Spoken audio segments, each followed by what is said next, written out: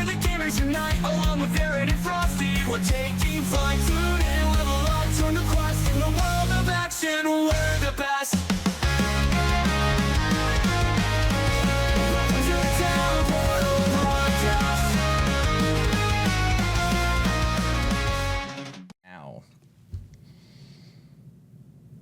Look, it's perfect. Hello, everyone, and welcome to the official Town Portal Podcast, Episode 7. My name is Aaron, the owner and operator of the YouTube channel Action RPG, and with me is my co-host. Oh, I'm looking at my co-host, Frostylaroo, the one, the only, the man that rips people out of context. Say hello, Frosty. Hey, Aaron, how's it going? Doing good. You get to do the intro for our guest. You're the best at it. Okay. All right. Well, thanks. Good to be back. Today we have a fantastic guest joining us. He's a hilarious streamer, YouTuber, and old school RuneScape enthusiast who knows how to keep things chill. And that is not an Alaska joke. Are you reading from a script right now? Don't let him do his thing. Don't interrupt him. He's right, got a good thing. Okay. His humor, charm, and love for gaming have made him stand out in the community. Darth, thanks for coming on the show. Why don't you kick things off by introducing yourself? Okay, well, I am. Hold on, let me see if I can remember your whole intro. I am a RuneScape enthusiast and chill person. That's not an Alaska joke. I repeat the whole intro. That's who I am. I'm DM, and I'm here to talk shit, I guess.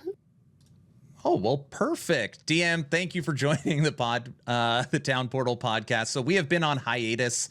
As most of you know, I did a 65-day subathon, and it was just too much to do the podcast during that. So now that that is over, me and Frosty want to get back to our every other week. And DM was nice enough to come on today to talk about some POE 2 and just get to know him a little better as well. Yeah. So, yeah, it should be a whole lot of fun. I already see the chat. DM is the best. Aww. Oh. And I don't see the paper towel roller or whatever it is back there, you know? Oh, my God. Edit it out. It's also fake news, but, you know, you can just say edit it out. All right. Frosty, why don't you go ahead and ask DM the first question? Oh, all right. This is a softball here, and maybe people already know this, but where did you get your name from? And also, do you prefer Darth Microtransaction, Darth DM, or Mr. Microtransaction? Oh wow, good Darth question. Microtransaction is sort of a mouthful. Like there's too many syllables. It's enough where you get tired halfway through. So most people just say DM, which is fine, or Casey if you really want to be professional, I suppose. But the name Darth Microtransaction. It's really not that exciting of a story. And then my first YouTube videos I ever made were for a game called Star Wars Galaxies, which is like, or Star Wars Galaxy of Heroes. Star Wars Galaxies is a way better game than the one I'm about to talk about. Galaxy of Heroes is a mobile game. And when I downloaded it, because I saw an ad, I don't know where, they were spamming them everywhere. It was Christmas time. I was sitting around with family and I was bored. So I downloaded Star Wars Galaxy of Heroes.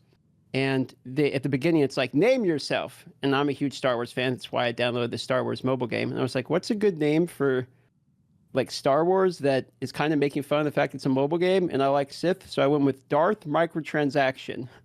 And thus the star was born. And you've been stuck with it ever since. That's it. If you can rechange your name to anything else, do you have like a dream name? A dream name? No, not really. No, I was called Chorzo for forever because I was like a little kid and I misspelled how like Chozo from Metroid because my favorite game ever was like Super Metroid, the Metroid series. I almost call it trilogy, but the series was phenomenal. So I tried to spell Chozo, but I accidentally added an R in there, and so that was my tag for like forever. And then when I went with the Darth Microtransaction, I just moved everything over to it. DM, my favorite MMORPG of all time is Star Wars Galaxies. Just correct. That would probably be my favorite too. Unfortunately, RuneScape takes it over because it's stayed alive. But like Galaxies was, I think, actual peak. Like people say it's WoW, which is like basically, I mean, true. Like hard to beat that. It's mainstream, but like Galaxies is like the people who know that was actually the peak. I love that. Tell me about your first PC gaming experience. Do you remember that first time you had the mouse and keyboard and you were playing a game on your PC? Ooh, that's a good question. For me personally, I want to say my like first memory of me at the keyboard, like at the wheel, my brother like handing me the joystick style, is probably Age of Empires 2. But before that, I think it's going to be my memory of like seeing PC games are going to be Descent, my dad playing. So like I watched games way before I started playing games because I watched my brother and my dad play games. And my dad would play Myst, Descent, and Super Metroid. And so watching Descent was like my first PC related experience. The first time I ever actually played any video game of any type would have actually been Street Fighter on the Super Nintendo. Because what happened was my mom had left the house and my dad was like, hey, you're old enough, don't tell mom. And he went to like the room and from a pile of clothes, he like lifted up some pants and he had like the games underneath there he was hiding. It was like Street Fighter was one of them. And he's like, you're old enough now, you get to see this game. So he put Street Fighter in the Super Nintendo. And over the course of like the next 45 minutes, my dad like just kicked my ass up and down for Street Fighter for a bit, but I was having a fantastic time. So that would have been like we're talking about Street Fighter 2, right? Street Fighter 2, like the one that became like Street Fighter 2 Turbo or whatever, you know, Evo 36 or 37, whatever it was, type of game. Yeah, Street Fighter. That probably unlocked a core memory for you. It was just like, this is a big boy game, and I get Oh yeah, oh hell yeah, I felt great. I felt included. You know, it's Frosty, how I would. Did you ever play Street Fighter? I was a Blanca main. I played Blanca. Blanca. I did a little bit. I did the Sonic Boom guy. Forgot the name. Guile. Come on. Yep. Dude, I'm not good with names. I'm really bad with names. Blanca was what I was getting my ass kicked by, actually. So, who did you play as? Pretty sure Ken. Ken. Okay. Yeah, I kept the Ken energy up until like the most recent Street Fighter. All right. What games did you play? I guess what were your pinnacle games? I guess we know old school RuneScape, but you know, as you were getting older, what games did you start playing? What were like your main ones? And other than ARPGs and RuneScape, is there any games you play currently? You know, it's a good question. Like, I'm going to go on a segue a little bit, which is when you start making like content, as I'm sure both of you know, what's weird is you play games more than you ever have, but also less than you ever have. Because a lot of the times the decisions you make related to what game you're going to play are obvious choices. Like right now, I'll give you an example, we're all going to play Path of Exile 2, right? Yeah. We're going to play it. Now, if I was not a content creator, maybe I'd play it on the 8th, maybe the 7th. I mean, I'd be excited for it regardless, but maybe, you know, depending upon what's coming out, maybe my buddy calls me on the 6th. I'm like, well, POE 2's out. Mm-hmm. But like, sure, I'll log on for Black Ops for today with you because you're calling me. Yeah, D2 right? Resurrected Friday, you know. Yeah, exactly. So, because of that, I find myself almost entirely having my gaming time being related to whatever is the game that I'm streaming or whatever at the moment. But I have been doing this thing where pretty much every night for about 2 or 3 hours after I'm done streaming, me and the girlfriend will play something. Like we'll play on PlayStation normally. It's the one that's hooked up to our TV in the bedroom. We'll lay down, we'll play a game. So we'll play like Balatro, or sometimes I bother an iPad and we'll play like just iPad games together, just stuff that we can spend time together with, you know? Nice. And so like Pokemon Unite, we play a lot like Pokemon Unite. Or we play the trading card Pokemon game, or we'll play Teamfight Tactics, or, you know, just anything that we can kind of interact. I've been trying to get her into old school RuneScape lately. So we've been doing that for a couple hours. So I would say like, it's kind of like a weird like split for me where like I'm doing these like sweaty ARPG games, but then the second that I'm not streaming, I'm playing like the most casual shit in the world. So, you know, I still do play a lot of games, but I've relaxed so much that I'm not really playing anything stressful or try hard remotely if I'm not on stream. I played League for like 10 years before stream. So it's like I got all my sweatiness out of the way, and now I just play some real chill stuff. It's kind of interesting. In the same vein, I have a wife and 4 kids, and my wife is like, if you are literally ever playing a video game, you're required to do it on stream. Like, you might as well always, I don't know, kill 2 birds with 1 stone. So I kind of get what you're saying, is that, you know, the casualness of gaming as a content creator kind of goes out the window. I know what you mean. Yeah, a little bit. I mean, you kind of have to, I think you definitely have to stay true to like play what you want to play. Yep. So it's like with Diablo, that was kind of a, it was a career moment for me, but like I kind of let a lot of it slip away because it's like I just can't play this game all day. Like I know I should be sitting on Twitch 12 hours a day literally since the launch of it and farming, but like I just can't do it. So I can't make myself do something I don't want to do. So I try to find the middle ground and like play stuff I'm interested in or talk to people, or I'll play RuneScape on the side. Like I got RuneScape open here. I'm obviously not playing right now, but like, I'll always have that open and doing something else at the same time, or I'll just stream 4 hours a day if I'm not like super into whatever game I'm playing at the moment or something. Well, as an Ellie Andy, I will play whatever I want because people still question why I still play it. Because I love it. All right, I answered it. Go ahead. How you feel about? Sorry, I'm going to throw one to you, Aaron, real quick. Yeah. I don't know want to break up your segue here, but I am curious. What was your take on the fact they're looking for a new game dev lead? How some people didn't like this, some people thought this was a good thing. Like, where are you at on this? I am fine with it. So I'm under NDA. I can't talk a lot about what is going on with Last Epoch because I do have my hands on update 1.2. That being said, Last Epoch, their studio continues to expand, which is a good thing. And they are really working to get content out as quick as possible. So they've always wanted to be in that POE D4 land of being able to do live service every 3 to 4 months. And they haven't been able to hit that time frame goal for a while. As the game grows, so does the scope. And that always just causes delays. So it's actually, and don't quote me, I'm pretty sure that senior developer co-owner Mike or co-founder Mike is hiring devs, I think, under him or to work side by side with him. So it's not really like a change of direction. It's just more help to get content out quicker. Gotcha. Yeah. All right. Okay. Nice. Well, I'm not under NDA, and I can say all the changes, and you can quote me on this, are going to be awesome in Last Epoch. And I don't know any. Can I take it out of context and put it in a video? Yeah, sure. I don't care. Oh my gosh. This was a question for later. Who DM cuts you out of context more or drives you more nuts? Is it Hog or Frosty?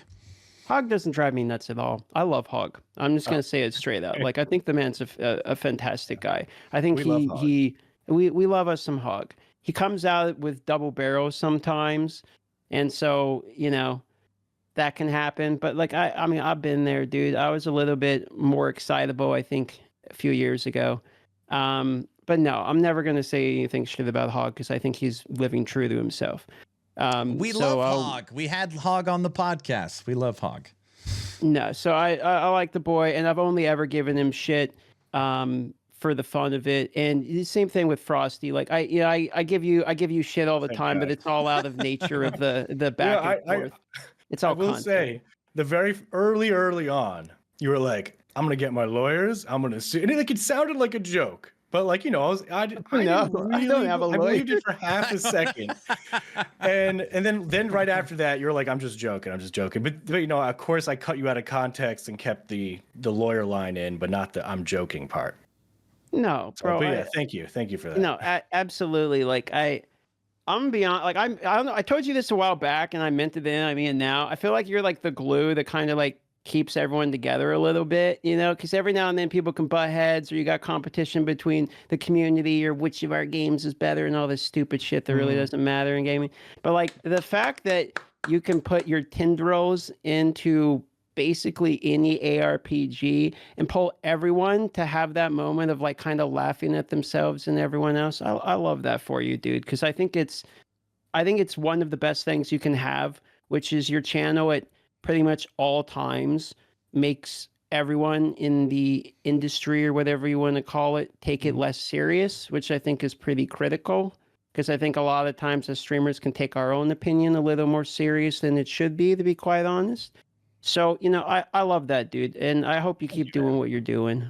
I think I'm going to. I'm having a lot of fun doing it. For some people who don't know, I am a professional editor. I do a lot of boring corporate stuff. So when I'm doing things right now, for me, it's making video game content.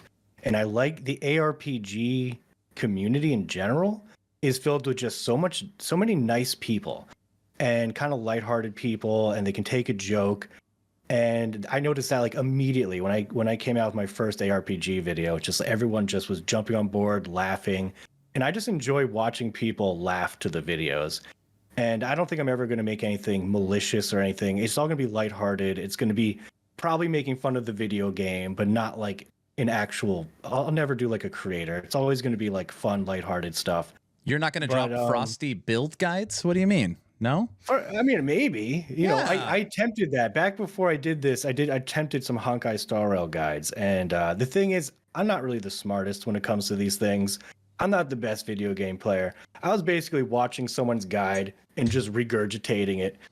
And it wasn't that fun. It was kind of just more work. So this is a lot of fun. So thanks again, DM, for just basically being a super Giga Chad, great lines out of context, and overall nice dude. I think DM's your #1 star in your videos. Think so. I mean, he geez, I mean, are we gonna get to this already? You kind of, you kind of created the DM Loves Riker thing, right? Like, yeah. I mean, I do love the boy though. Like, he's great. He is. And it's fine. But I did something with Rax, with like him talking about dildos, and then I think it was around the time I was trying to get. Actually, I got Aaron to say "No Rest for the Wicked" lines, and I sent you the video. Then you sang a part of it. Then I created a full No Rest song. The That's D4 right. bad memes, D4 bad songs were popping up at that time. And you showed me the D4. You were like, hey, did you check out these D4 bad songs? They're like AI. And I'm like, no, I haven't. I looked it up. I looked into it. You saw a recent video and you're like, what is Frosty going to do next? Have me, make out or something with Riker and make it like an AI song about it? Yeah, you're right. I forgot about it. And I was like, I wasn't really planning on it, but I will now. So that's how that started, everybody. Yeah, it's okay. We can blame me for it, I guess. No, I did do it. There's nothing wrong with that. DM, what made you want to get into streaming? Well, I don't know if it was like I wanted to get in streaming as much as it was just something I was doing. I mean, I've been streaming like way over 10 years. The difference is people only knew me the last year. Like, just like all of us. I mean, I streamed to 2 viewers, 3 viewers. Just because I was playing games. A lot of those years was streaming League of Legends or RuneScape. Yeah. Like, the grind. Yeah. And every now and then I'll see a guy that pops up that's been following me since like 2016 or something. Will show up in the chat and be like, hey man, good to see you. And I'll remember all their names because there's like 4 of them. So it was never like, this is my career move. It started like I think all of ours start, like you're just making content. It's the same way YouTube started. You're just like, you happen to have something you're doing. You happen to, whatever reason, share it. And then people happen to like it. Like, I'm sure there's some people that start like with a business plan, but like that's sure as fuck not what happened here. Like, I started making YouTube videos. People started liking them. People came from the YouTube videos to Twitch. And then, I didn't have a job at the time. And, I'll be honest, we were really poor. I used to be married, and me and the ex-wife, we were very poor. And so I was telling her, it's like, this might be a way for this to work. And so I remember my first YouTube month, I made a video. It's like, if I make $500 this month, like that's enough for me to go all in on this. And the first month that I was monetized on YouTube, I made $840. And I was like, holy shit, because rent and like bills and all that. Yeah, I mean, like everything we need like $1,200 a month to like survive. And so I was like, that's like most of it. I learned later how taxes work and we have to pay that thing a year. Like I learned that shit later. Yeah. But like at the moment I was like, oh, that's a big deal to me. And so, and then throughout the years following, it only really ever kind of went up. I learned a little bit. I was, chasing the dragon of this is working. So I'm just going to double down. And then, like this microphone, this was donated by my community back in the day. Oh, wow. I had Patreon. That's why this thing looks so the shit. This was like 6 years ago.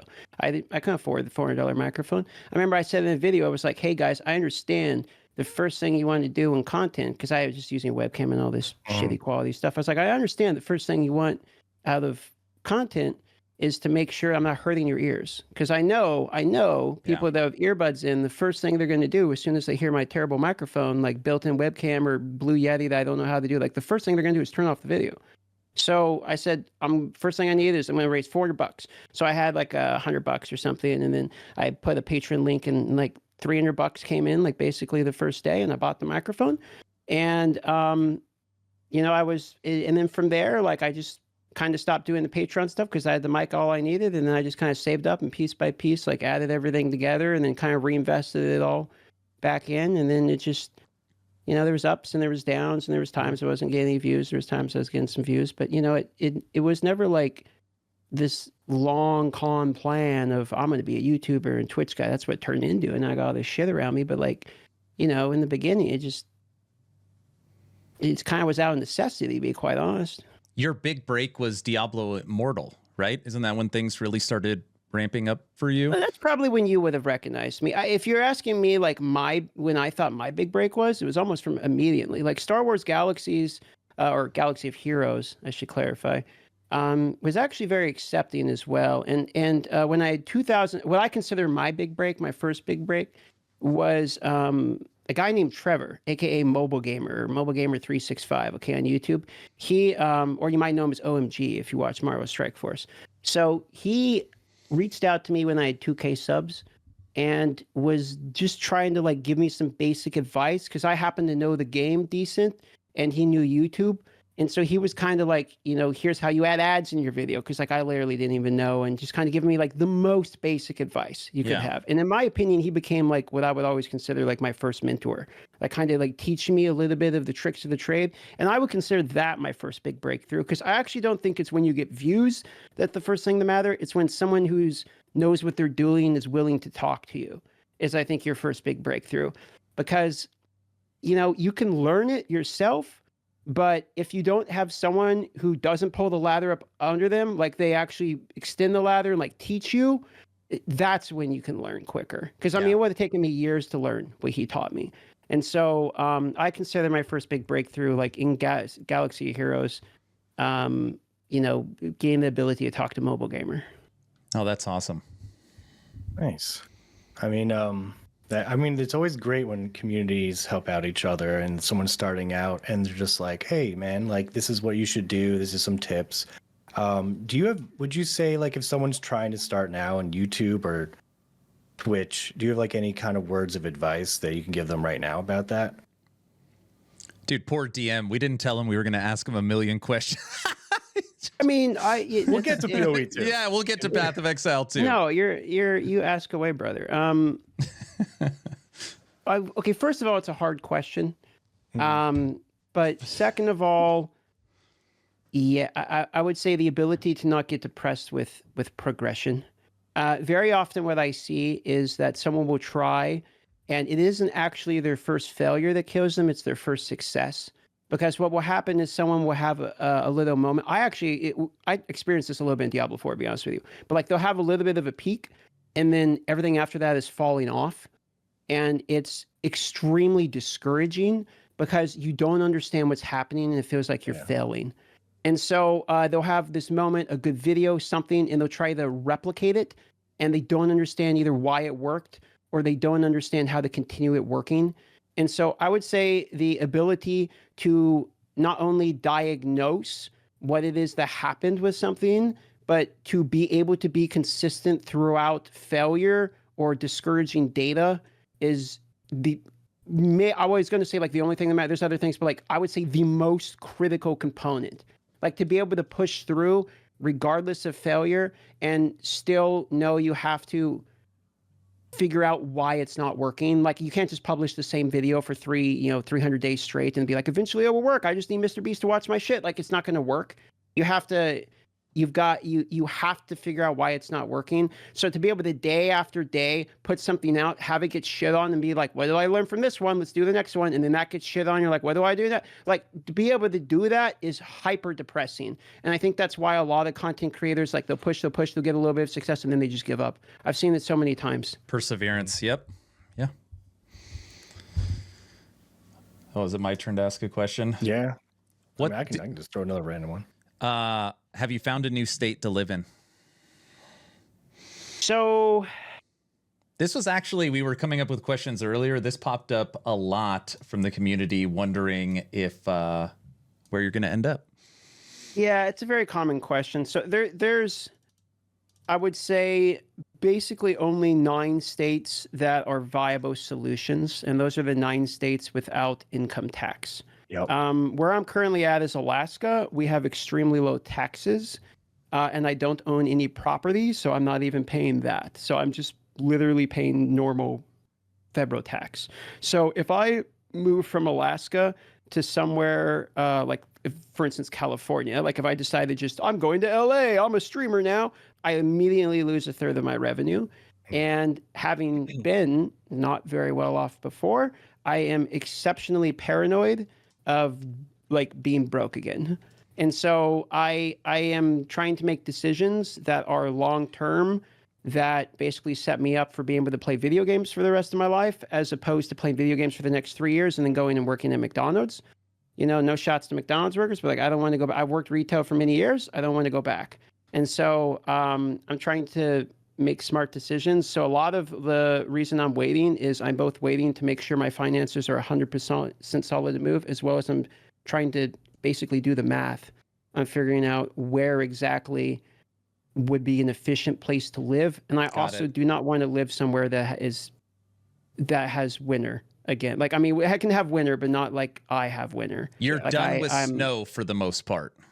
I'm 33 years old and I've lived, I would, you know, if we actually do the math of it, I've lived like 25 years of winter in like 6 years or something, or I guess that it'd be like 28 years of winter and like just about 6 years of summer. Basically. You're going to end up in Florida. That's what's going to happen. All right. Well, might be too far the other way, but yeah, the humidity. Maybe. Yeah. All right, go ahead, Frosty. Yeah, my last non-gaming question before we jump into POE 2 and maybe a little D4. What are your hobbies outside of gaming? Oh, that's a good question. Most of them are like summer related, of which there are not much opportunity. You know, could follow up on the previous conversation. You would know these. I own motorcycles. I love motorcycles. I really like cars. I own one car I really enjoy. Other than that, I have a piece of shit truck. And so things with motors for sure. Obviously, I like music. I wish I had more time to like study the blade, but I don't really.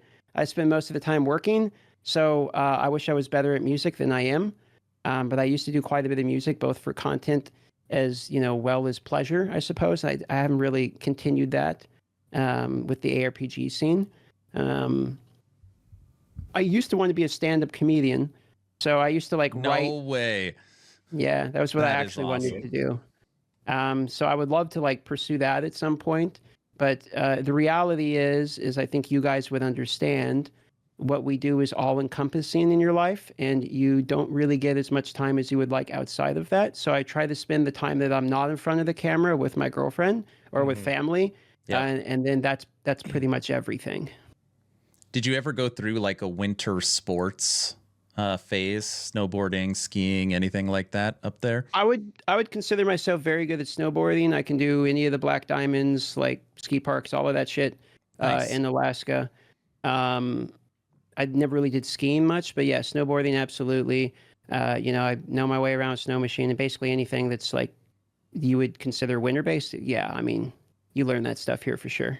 Frosty, you ever snowboard? You do any winter sports? Yeah, I used to ski for a few years, and then I snowboarded for a lot more years. And then when I hit about 24, 25, I just stopped doing everything, played video games for multiple years in a row.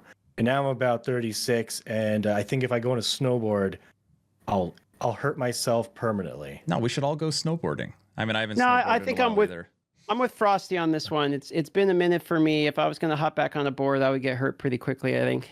We could just go to the bunny like slopes. Bunny Hill. Yeah, we'll go to the bunny slopes. There we go. All right, let's do that. You come up to Alaska, we'll do that. Yeah. No, that would be a lot of fun. All right, POE D4, you want to switch scenes, Mr. LaRue? Yeah, sure. All right, let's hope the second scene looks good. Switching now. Are we actually doing like a whole like trans? Oh.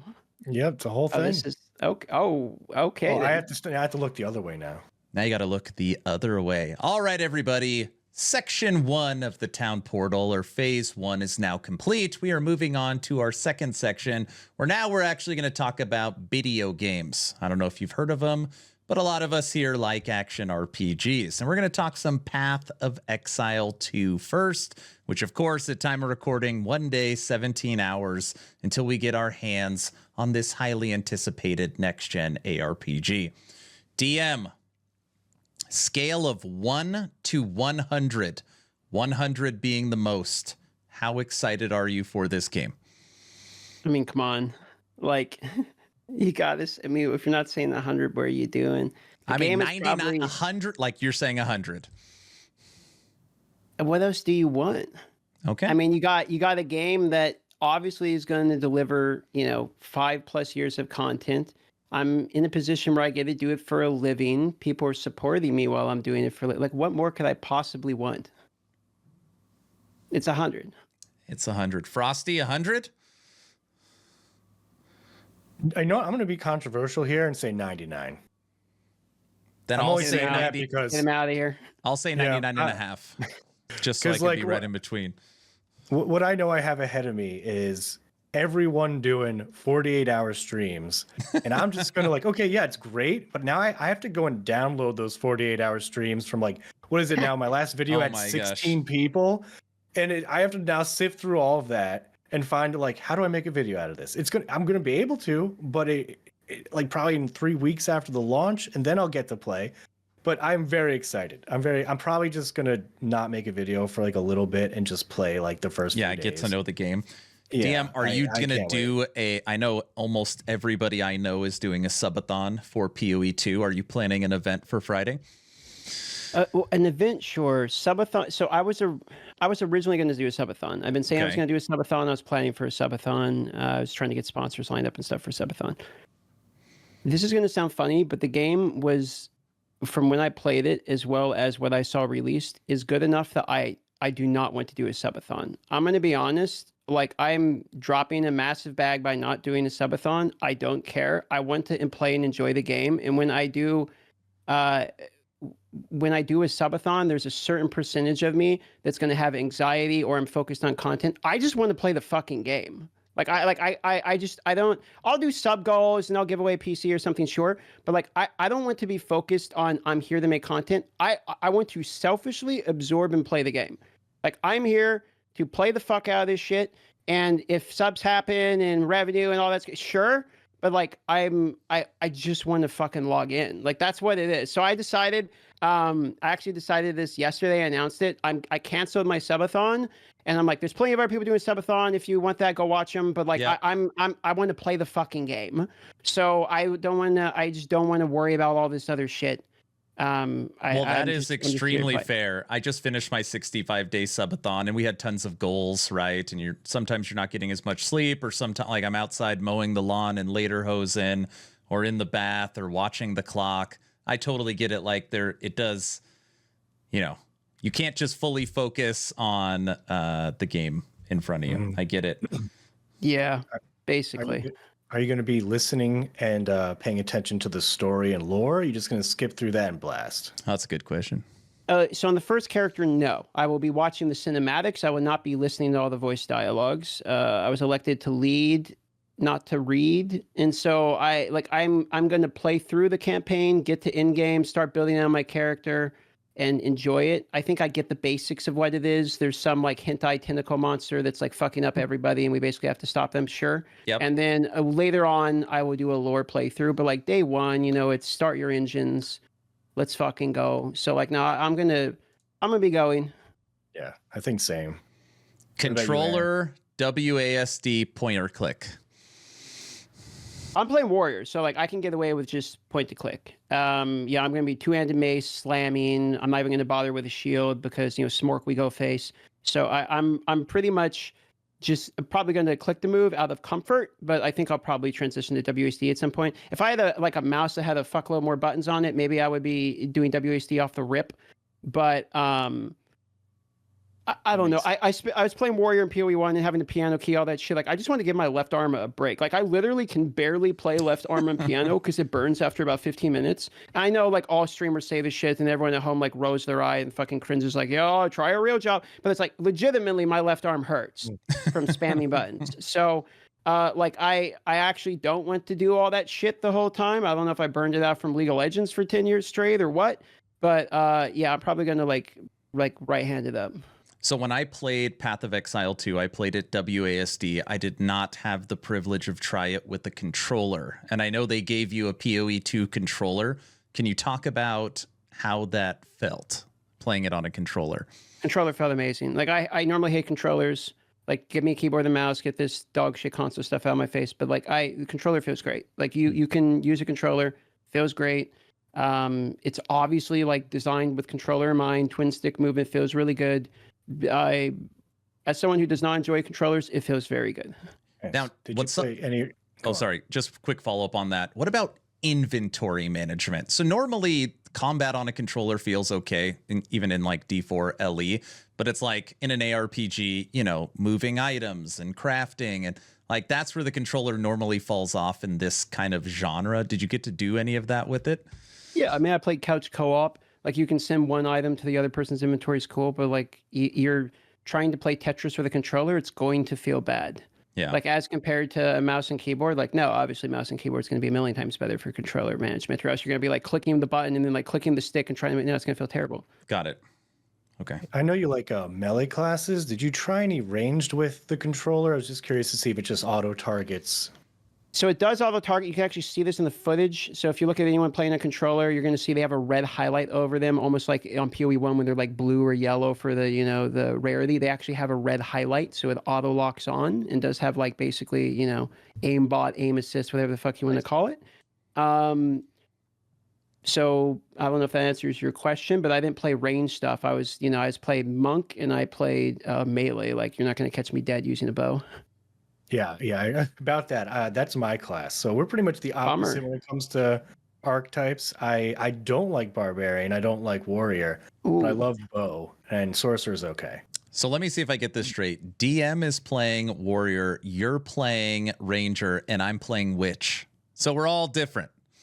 Yep. So basically, you two are playing the degenerate shit. You're playing like a minion Andy build because you need someone to do your dirty work for you, and then you're playing the bow because you're too scared to like get up on their face and actually, you know. No, do you think the bow class is easier in like hardcore compared to like a melee class that has just tons of armor and defense? Damn. I think that if you need to run away from a fight and shoot a bow and run, here I go, I'm avoiding all the damage. Yeah, probably. You know, that is what I say. Stand there. You know, okay, let me ask you this way. Have you ever watched a boxing fight and then you have the one guy who's just standing there eating the punches and trade them? And you're like, fuck yeah. But then the other guy's like running away the whole time and he's just trying to avoid everything. That's the ranger. So now I'm there to eat the punch and punch them. I'm not running from the fight. Straight to the face. DM, have you seen the movie The Patriot? I am Mel Gibson with the flag, like leading my army of minions. And I am directing all of them as the general in front, not hiding, doing all that, you know. Well, the higher up on the totem pole, you know, in corporate you go, the worse of a person you are. So if you're going to be the leader of all the minions, I mean, what can I say, bud? You picked your battles. All melee people act like this. It's ridiculous. It's because you know, the Marines are the ones that get the respect. They're on the front lines. They're out there first. DM is too young to see The Patriot. He's seen The Patriot, maybe. I'm 33. How old do you think I am? I don't know. I know how old you are. Melee, ranger, witch. Okay. You didn't get to play PoE, obviously, when it originally released. What's like, I don't know, we said you're like 100. Like, how are you going to approach PoE 2 since you're going to be there day one? How am I going to approach it? Same way everyone does, I guess. I'm going to log into the game as hardcore and go as far as I can. And when my character dies, I will continue the same character softcore. I will learn the game. I'll give you a full breakdown. I'm going Titan first, and I'm going to take all of the gear that I get from Titan and the knowledge I've gained from Melee. I'm then going to take the Titan, and I'm going to transfer all that gear and knowledge to a Blood Mage melee, and I will figure out the Blood Mage melee like full conversion, crit Andy, failed with the bleed. Then I would take all of the currency I've acquired from that and transition it to Stormweaver, where I'm going to play my Palpatine build again. So I'm going to do a Lightning Archmage Mana Stacker. And then I'm going to take all of the gear and knowledge I've learned from Archmage stacking, and I'm going to turn it into an Archmage Intel stacking Gemling, a tribute stacker. So like I'm basically going from like easy to harder version of melee, then from an easy to harder version of mage, and what I believe is the easiest order in order to acquire currency and build out the characters. Frosty, do you mind just giving me your plan really quick? I just want to try and get an idea. Okay. I'll give you my plan. I just need to know one thing, and I played about 35 hours of POE, so I'm pretty damn well knowledged in POE. Yep. You can play hardcore, and then if you die, you keep the same character, same level, all the stuff, but now you're in softcore, or that's gone. Yeah. So kind of. Anything that is in your stash will remain in the hardcore stash, but if it's on your character, it will transfer with you to softcore. So that's like the one. That's true, but it doesn't matter at all, because what happens is if you have shit that you care about that's in your hardcore stash, you make a new character, level 1, you immediately get to town, you grab all the things you want, you walk out and die on purpose, and now it's in softcore. So your hardcore stash literally just transfers with you. All you need to worry about is your gold, because you will lose all your gold when you die, and you'll be starting with 0 gold in softcore. So basically, when you think you're going into a boss fight, you're going to lose your character, gamble fucking everything, take the best stuff, put it in the stash. Okay. I like that. And there's no altars of Lilith in this game, right? You do not. There is Makoko seeds from Lost Ark. They're everywhere. There's 1,200 of them, and they all give passive stats, but there's no.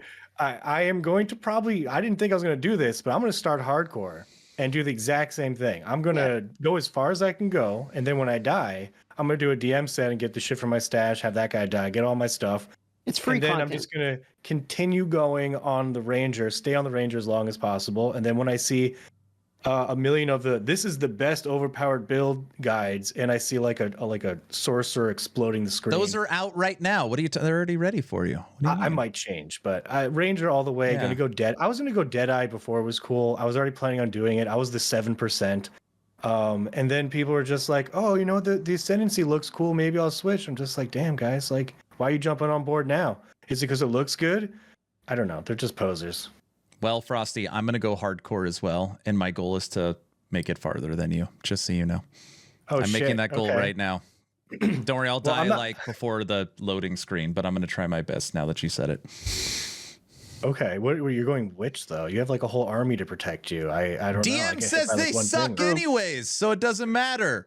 No, they suck from a mentality standpoint. They're actually probably going to be pretty good, but you have to be weak in order to need everyone to go out there and do your own. Yeah, but that's just one man's opinion. I mean, I agree too.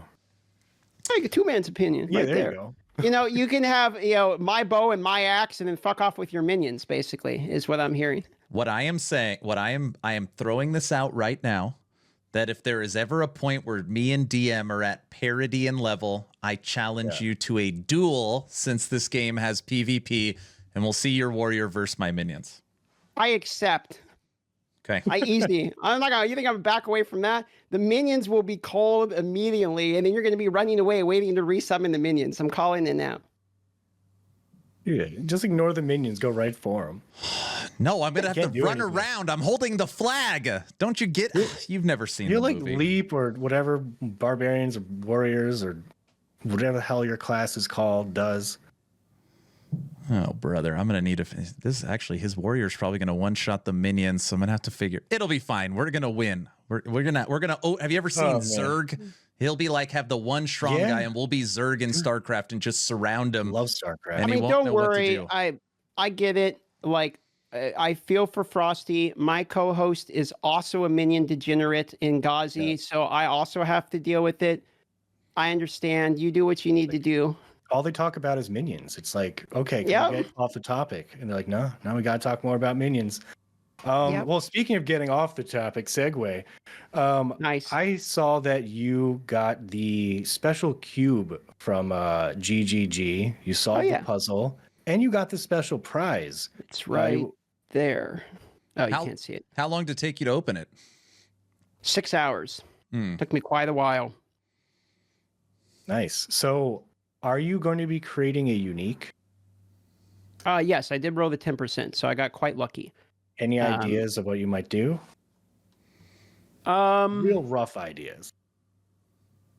Well, okay, so I have some. Obviously, the move is to sit on it for a bit and then wait and figure out the game, and then you build it. However, I do have some concepts. So I would like to do an old school RuneScape reference, or just RuneScape reference in general. I'm thinking about doing like a Dragonfire shield, which is like the shield goes up, it absorbs damage, and then shoots back out like fire damage or something. So that'd be like a DFS reference. I thought about something where it's called like Wise Old Man's Crown. It's like a blue party hat, and then you get like a percentage of gold or something goes towards damage. We've cool. also, yeah, we've thought of like a ring, which you have stances where it's like you go into one, it's like Blood and Sand, where you have one stance and you're acquiring gold at a higher rate, but then the other stance is like spending the percentage of the gold you have to increase your damage, for like a greed mechanic, which is something like more associated with like the loot box icon that I have. However, I think the one that I'm liking the most, and I'm not really sure if they're going to allow this because I think it could be quite strong, but I think it'd be cool to have a ring. It literally looks like a loot box, and the only thing it says is loot rose lucky. So basically, you have. Are you familiar with the concept of lucky in Path of Exile? I am, because I watched you talk about it already when I was researching stuff for a video. So But you can so explain it a little bit for people. For the people that don't know, lucky is essentially a vantage for my Dungeons and Dragons players. It rolls twice and takes the better of the two rolls. So if you open like a chest, if a rare item drops, you know how there's like tiers, etc., then it would roll the chance of whatever tier that would be, etc., twice for every drop, and then the one that's the luckier of the drops, it would drop that for you instead. I thought that could be kind of interesting. They're kind of having to focus on like quality-based magic find in this game. So while it might be like pretty strong for the economy, it also you're giving up a whole slot, right? Yeah, yeah, and it also fits the vibe of like the icon a lot. More than likely that will happen. So we'll probably go with like an old school RuneScape reference or like a Blight reference. Nice. Well, awesome. I'm going to say most people in this community, ARPG from creators. If you had to take a wild guess on the first level 100 hardcore, who would you pick? So Fubgun asked me this. I gave it to Havoc. Since Havoc got voted on quite a lot, he has mentioned that he is not racing. Okay. So that kind of threw my guess out the window.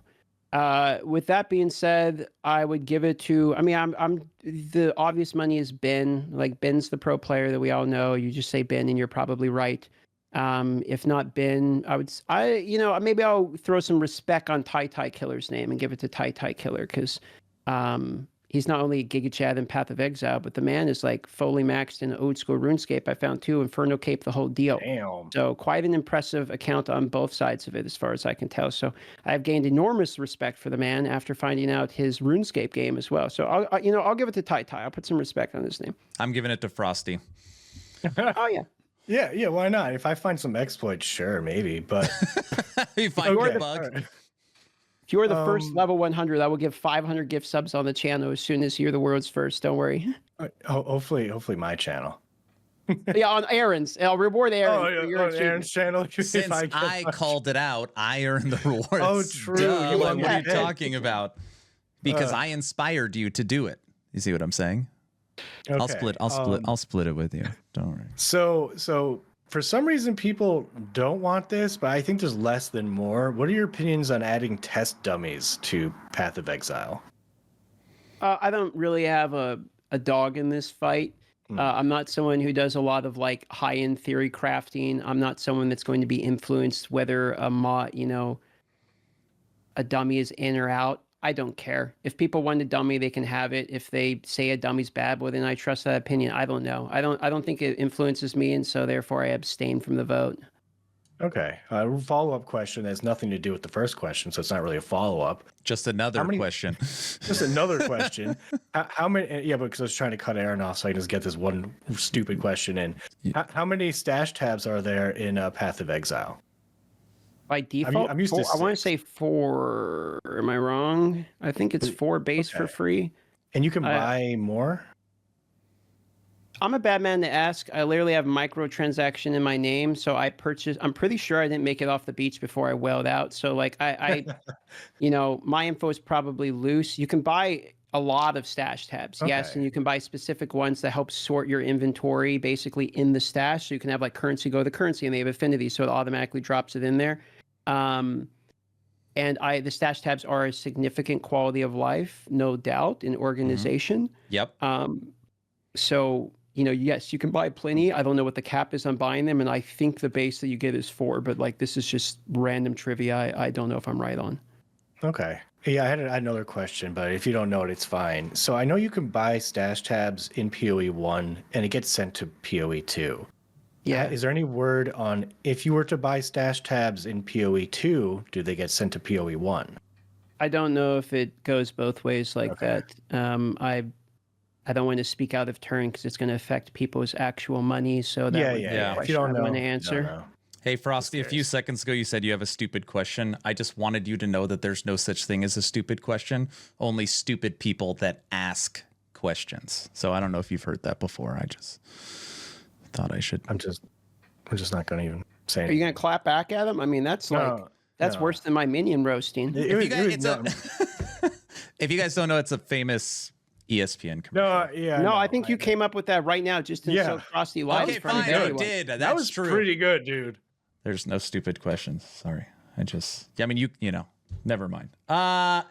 Darth, is there anything you think is risky as far as that GGG is done with PoE 2 that maybe people from PoE 1 will not like? Anything out there? There is stuff that people in PoE 1 will not like. Look, the conversation's around pausing literally right now. I'm going to be honest, though. Like, I have learned to trust this company. I'm not like a giant, like, fucking shill for it or anything. I'm just saying that from what I can see from the time that I've been in it, I understand there was times where people feel different, but from the time I've been in it, they seem to be doing pretty good. I actually am, like, not going to throw out there a bunch of stuff where, like, they're fucking up here and they're fucking up here. I think they know their game better than me. To be quite honest. Yeah. So, like, is there stuff that PoE 1 people probably aren't going to like? Yeah, probably. I mean, they're probably not going to like pause. People probably aren't going to like that you only have one map. I mean, I could go down the list of shit. Do I think it's the wrong decision? No. I think they probably know their demographic and their game way better than I do. So, fuck it. I'm just going to play the game, and I'm sure it's going to be fun. And if I run into something I personally don't like, I'm sure I'll bitch about it at the time. But, like, from now, no. Like, I'm sure they are well aware of how people in PoE 1 are going to enjoy the game. And I think they also are thinking, like, I hope PoE 1 people play it, but PoE 1 people are a certain percentage of the entire demographic they're trying to acquire. Yeah. And I think from what I've seen, they're making the correct decision to acquire that demographic. An example of this would be that in their marketing stuff, they're showing, oh, well, look at the class, like the monk skills are this. We all know that's not the monk skills. Those are just skills. Path of Exile 1 doesn't have this is only that skill unless we're talking about like the new ranger mount or something, right? Or we're talking about the skills from the ascendancies. But they didn't show that in any of their marketing. They showed, the cast on channeling for the druid. Anyone can use those. But the way they're marketing the game is trying to make it apparent, for themes and concepts for people that aren't already familiar with Path of Exile. And when I realized that, I'm like, they are going for a much wider demographic. That is why they're doing couch co-op. That is why they are doing cross-platform. That's why they're doing cross-progression. So, but it seems like a lot of, at least the content creators for original PoE are pretty excited and happy with the direction. Like, if you want to go still hardcore, you have PoE 1, and now you've got something a little different. At least that's what I see from a lot of the creators. Yeah, I mean, there's always going to be people that, like, okay, look, I'll use RuneScape as an example. There's people that still believe the RuneScape Classic from 2001 is the best iteration of the RuneScape that's ever existed. I loved RuneScape Classic. Okay, then there's the people that think, OS RS is the best iteration that ever existed. There's the people that think RS3 is the best that ever existed. You can ask different people, you'll get different answers. Yeah. The people that want exactly what PoE 1 is, just basically with a graphical update, they're probably going to just play PoE 1. And they realize that. So why are you trying to cater to people that are just PoE 1 in order to just have a graphical update if the goal is to get a larger demographic? It doesn't make sense. You're going to have to change something. Bigger net. Yeah, And so, and you can sort of do the thing where you cast a wider net, like you're saying, and then as the game goes on, hone it down to like secure the fish that you did acquire, make sure they don't slip away. You can do that type of thing. But I think it's very obvious that their intentions are not only to appease their current customer base, but to acquire more. And so while they're taking the feedback from people that know the original game, I think they're more so taking the feedback from the people that are newer to their original game or don't play it at all, has been pretty much what I've seen from the feedback they've taken. No, I agree. Just in case anyone's curious, I was just joking around with Frosty. I love Frosty. He's my friend. I don't think he's stupid. Okay. I'm offended on behalf of Frosty. The Oh, lawyers we were talking brother. about earlier, I was sent to your DMs, Frosty. This is defamation. The damage is irreparable.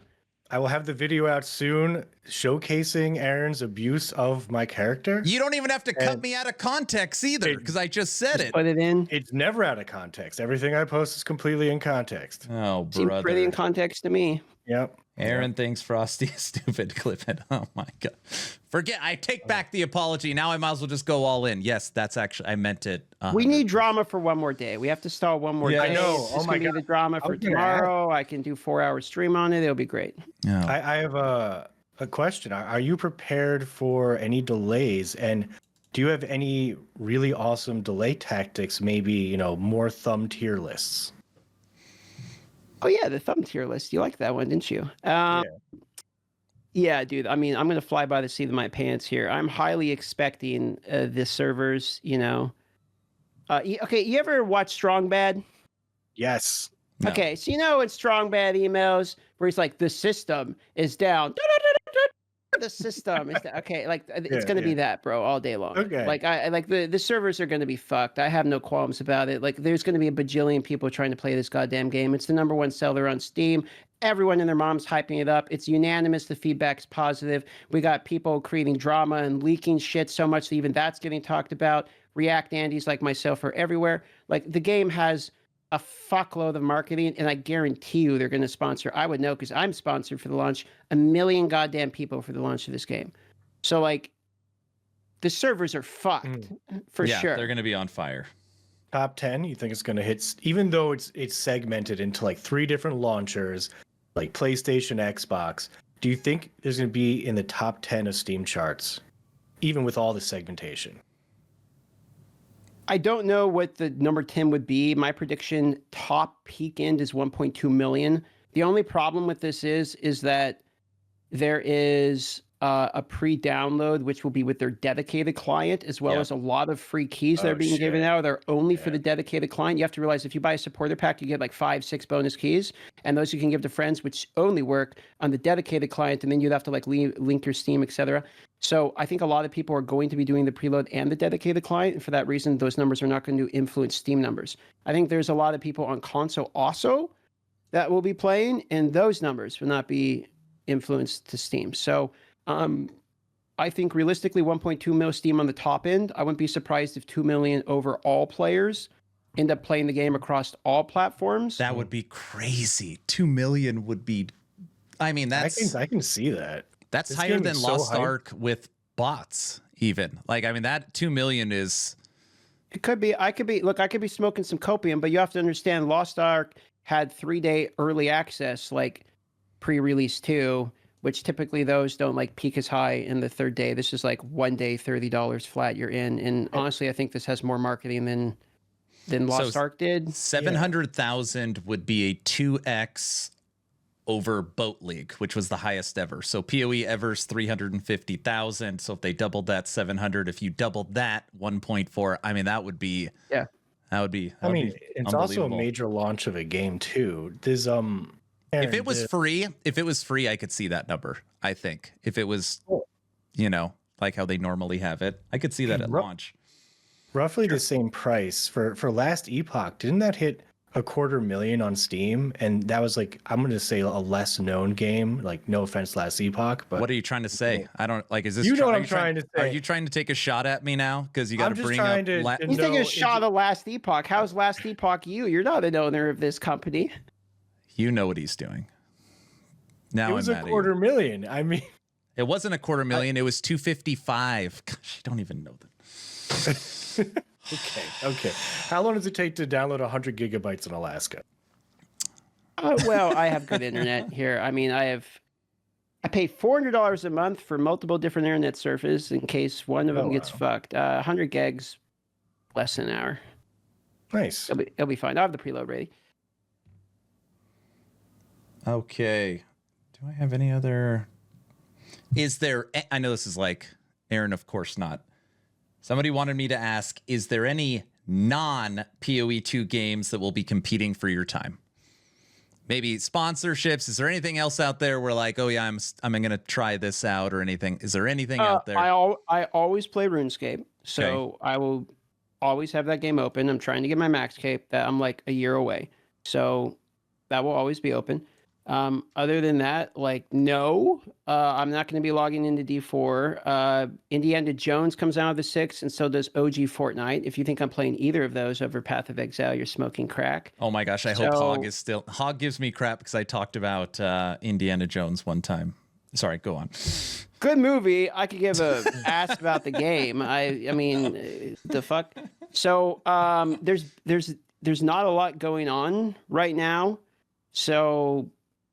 No, I don't think there's going to be anything I'm going to be playing other than Path of Exile. I mean, unless Path of Exile was like, look, I had early access to the flights when I did it, 8 hours at a time. I mean, it could be the 9th hour. This game is ass cheeks, and I just don't know. So, like, on the off chance that Path of Exile just has a really bad end game or something, maybe this is like the biggest con of all fucking time, and we all just hate it later on. I don't know. It could be that way, but like. Realistically, if I'm not playing whatever it is that's the main game for me at the moment, I'm only playing RuneScape or spending time with the girlfriend in whatever game we're playing. So I'll play the fun stuff that we play, and then I'm playing RuneScape. Like that's it, and then the main game is like the main one. Okay, I'm ready for the hot seat, Frosty. If you are. Yeah, me too. But real quick before we go, speaking of just in case. You know, the 9th hour sucks. Like, should I just get my like why I am quitting POE2 thumbnail and video ready for like maybe just day 1 for some clickbait? That's not the stock I would invest in personally. You know, I would be shorting that stock. I think the odds are very good that the game is good, content creation on the game is good, the vibes are good, the feedback's good. Like it's like I said in my video, like I think I'm learning to love again. We'll find out. I have hope in the gaming industry one last time. Their last chance. All right, let's go. Gaming's last chance. Phase 3 of the Town Portal podcast. Darth is going in between 2 portals. I like these trends. This is fancy. You guys put some work into this. Here we go. Nice job, Aaron. Hello, sir. Darth is now in between the 2 red portals. Darth, this segment of the podcast, we are going to ask you rapid fire questions. This is where, you know, we're going to talk about anything and everything, okay? Feel free to answer with a sentence or a word or whatever you want to do. Or don't even answer. Or don't even, you can just sit there silent if you want, all right? Okay. All right, go for it. I'm ready, brother. Hit me. All right. Frosty, you could go. Okay, what's your favorite food? Cheeseburgers. Very, very American. Are you worried about bears in Alaska ever? Black bears, yes. Grizzly bears, no. Who would win in a fight? A bear versus a moose? Which bear and what type of moose? Okay, what is your bear tier list? I mean, because like instinctually I'm going to say moose, but if we're talking like a Kodiak grizzly bear versus like, you know, a cow moose, like it's different, as opposed to like a full bull in mating season versus a black bear. Like these are different equations. Okay, all right. So define your parameters. Super jacked moose versus polar bear. Polar bear. That's a polar bear all day. Polar bear are like actually nasty. This is a true story. So my dad is on the polar bear defense squad because he works on the pipeline, and polar bears are one of the only bears that will actually stalk and attack humans. Like they're smart enough to actually cover their fucking nose and shit so you can't see them. Like in this, they're crazy. So polar bears are they're not very, I mean, it's not like I'm going to run a polar bear ever where I'm at. But if you're like way north where they actually exist, they're legitimately got to kind of like be careful. They'll sneak up on you.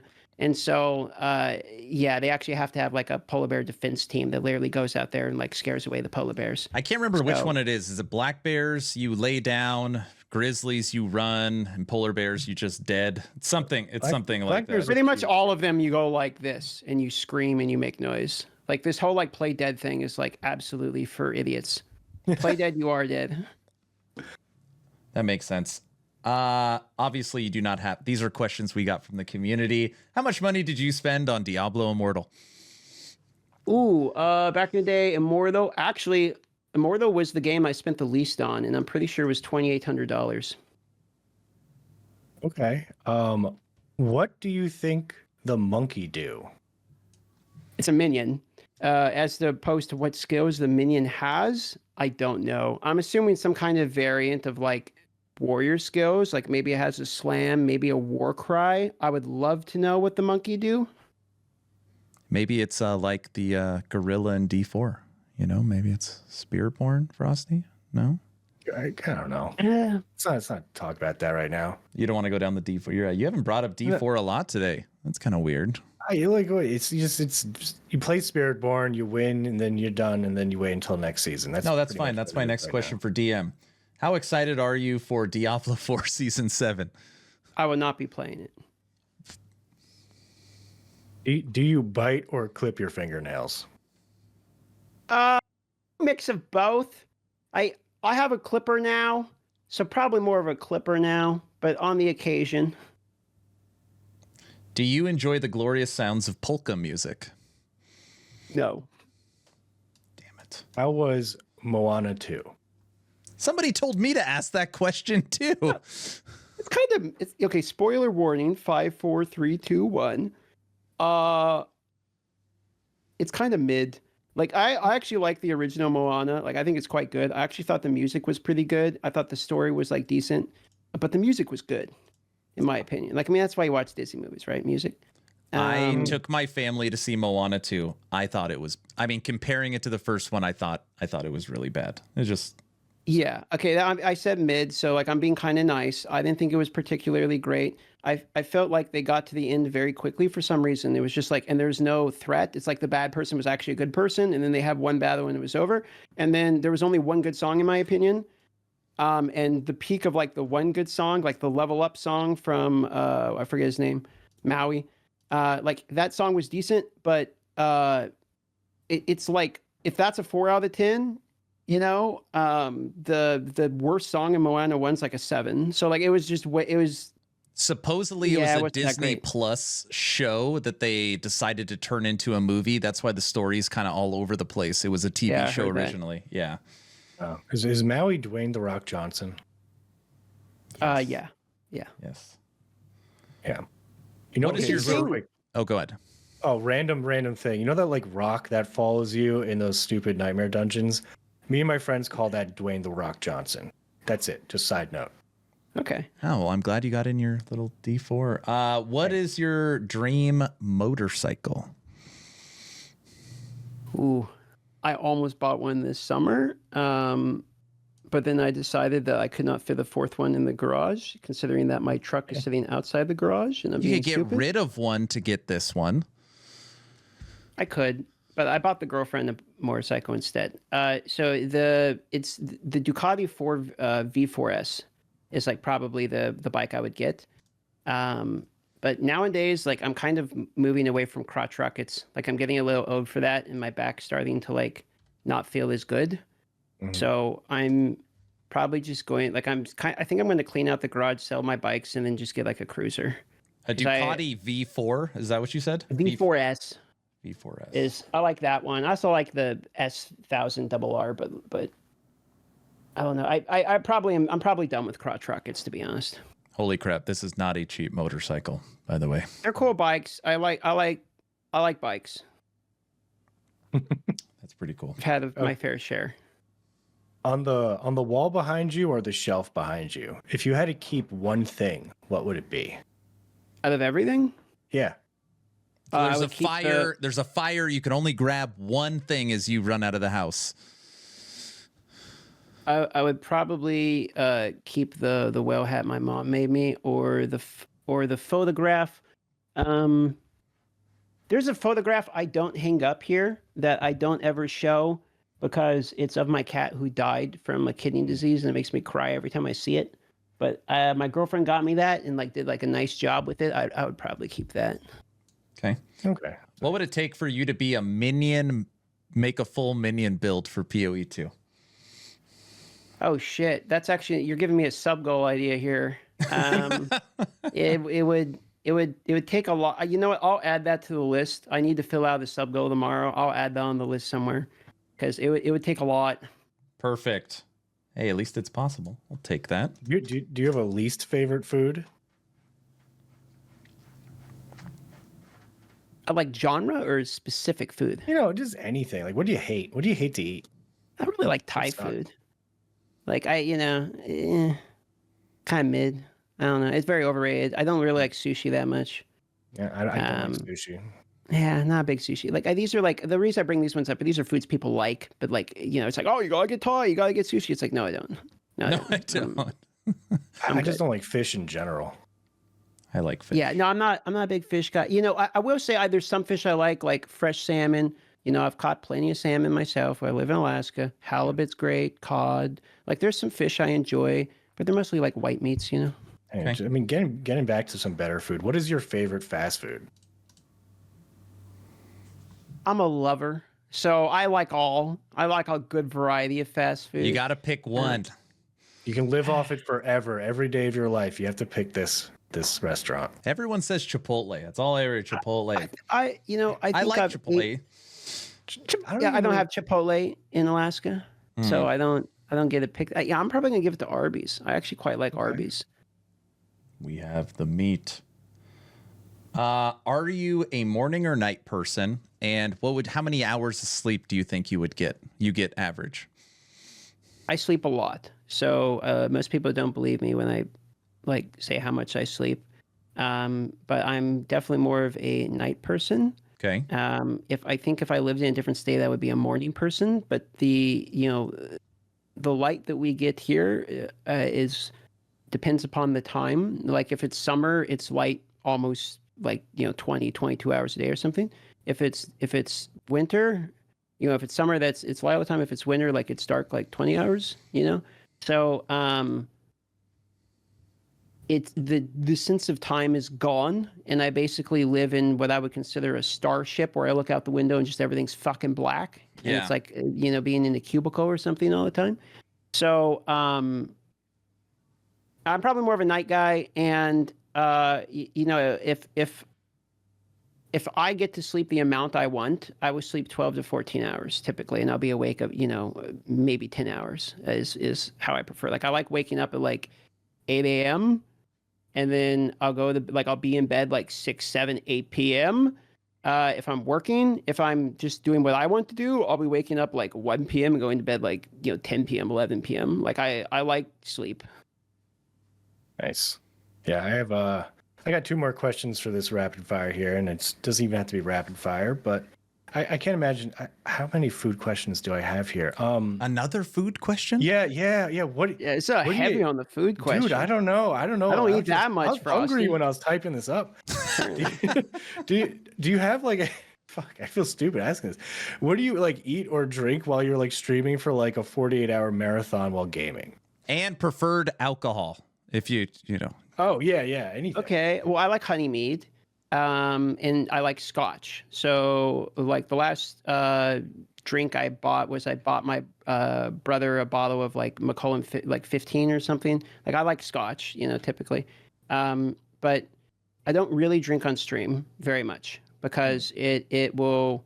I had some right before this. I figured for the fun of it, it loosened me up a little bit. I had a little bit of like Tito's vodka. I don't actually like drink very often. If I do, it's like honey mead. I'll share a bottle of wine with the girlfriend. We'll go through a bottle of wine maybe like once a month or something. And But in terms of, what was the first part of the question? I had the while alcohol. you're streaming for like 24, 48 hours, like, do you have like a drink or like, energy drinks or something? Or... Well, I eat like once a day, and then I'll have like a light snack as a second meal. I don't actually eat that much. I'm 6'1", and I weigh like 136 pounds. Like, I'm a pretty light guy. And I don't really know why that is. Like, I literally, when I was a kid, my parents would take me to a doctor and be like, he's too light, he's not eating. But it's just like, I just don't eat a lot. I've always been this way. You're 6'1"? Yeah, I'm 6'1". Yeah. Oh.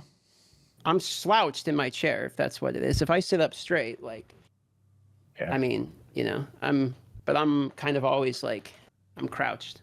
I mean, like, what are you like in comparison to what are you looking at, Aaron, that you're surprised he's 6'1"? Like, do you just know the exact size of the mic so well that you're just like sizing him up? No, I just, I didn't know he was tall. I don't know. I just believe it. So Frosty, a lot of content creators are actually very small. I don't know if like when you're around other content creators, you're like, oh, it's like. I've never been. I mean, I'm a skinny boy, but I'm tall, but I don't never really consider myself tall because everyone in my family's tall. My brother's 6'1", my dad's 6'1", my mom's like 5'10", 5'11". I saw a picture of you next to Riker, and it was there's a big contrast in size there. And I was like, either Riker's small or DM's pretty tall. And Riker's a little guy. Yeah.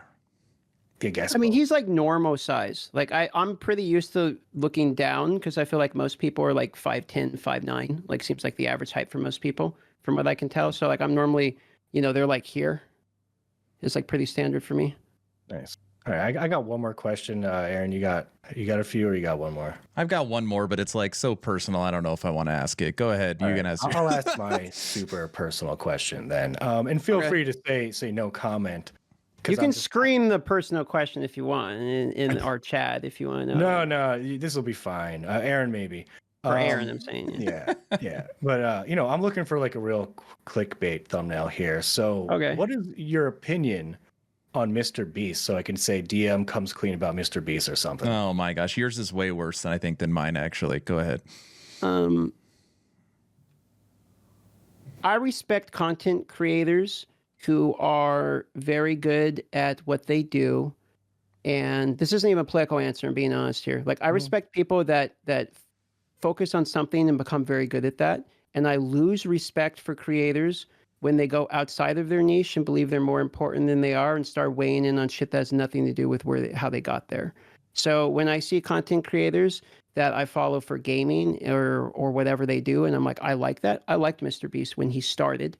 And then they start weighing in on like politics in the Middle East and like all this shit. It's like, I'm like, guys, I'm sorry, but I clicked on your video for Squid Game. Yeah. So like, I don't know about you guys, but I watch content because I don't want to turn on the TV. You want to escape from it. Yeah. So when my YouTube becomes what I am avoiding on mainstream media, I turn off that as well. And so I understand there becomes a certain point in which you grow so large that the only way to continue to grow larger is by expanding your demographic. And very often that can involve other strategies. For me personally, not a fan of that.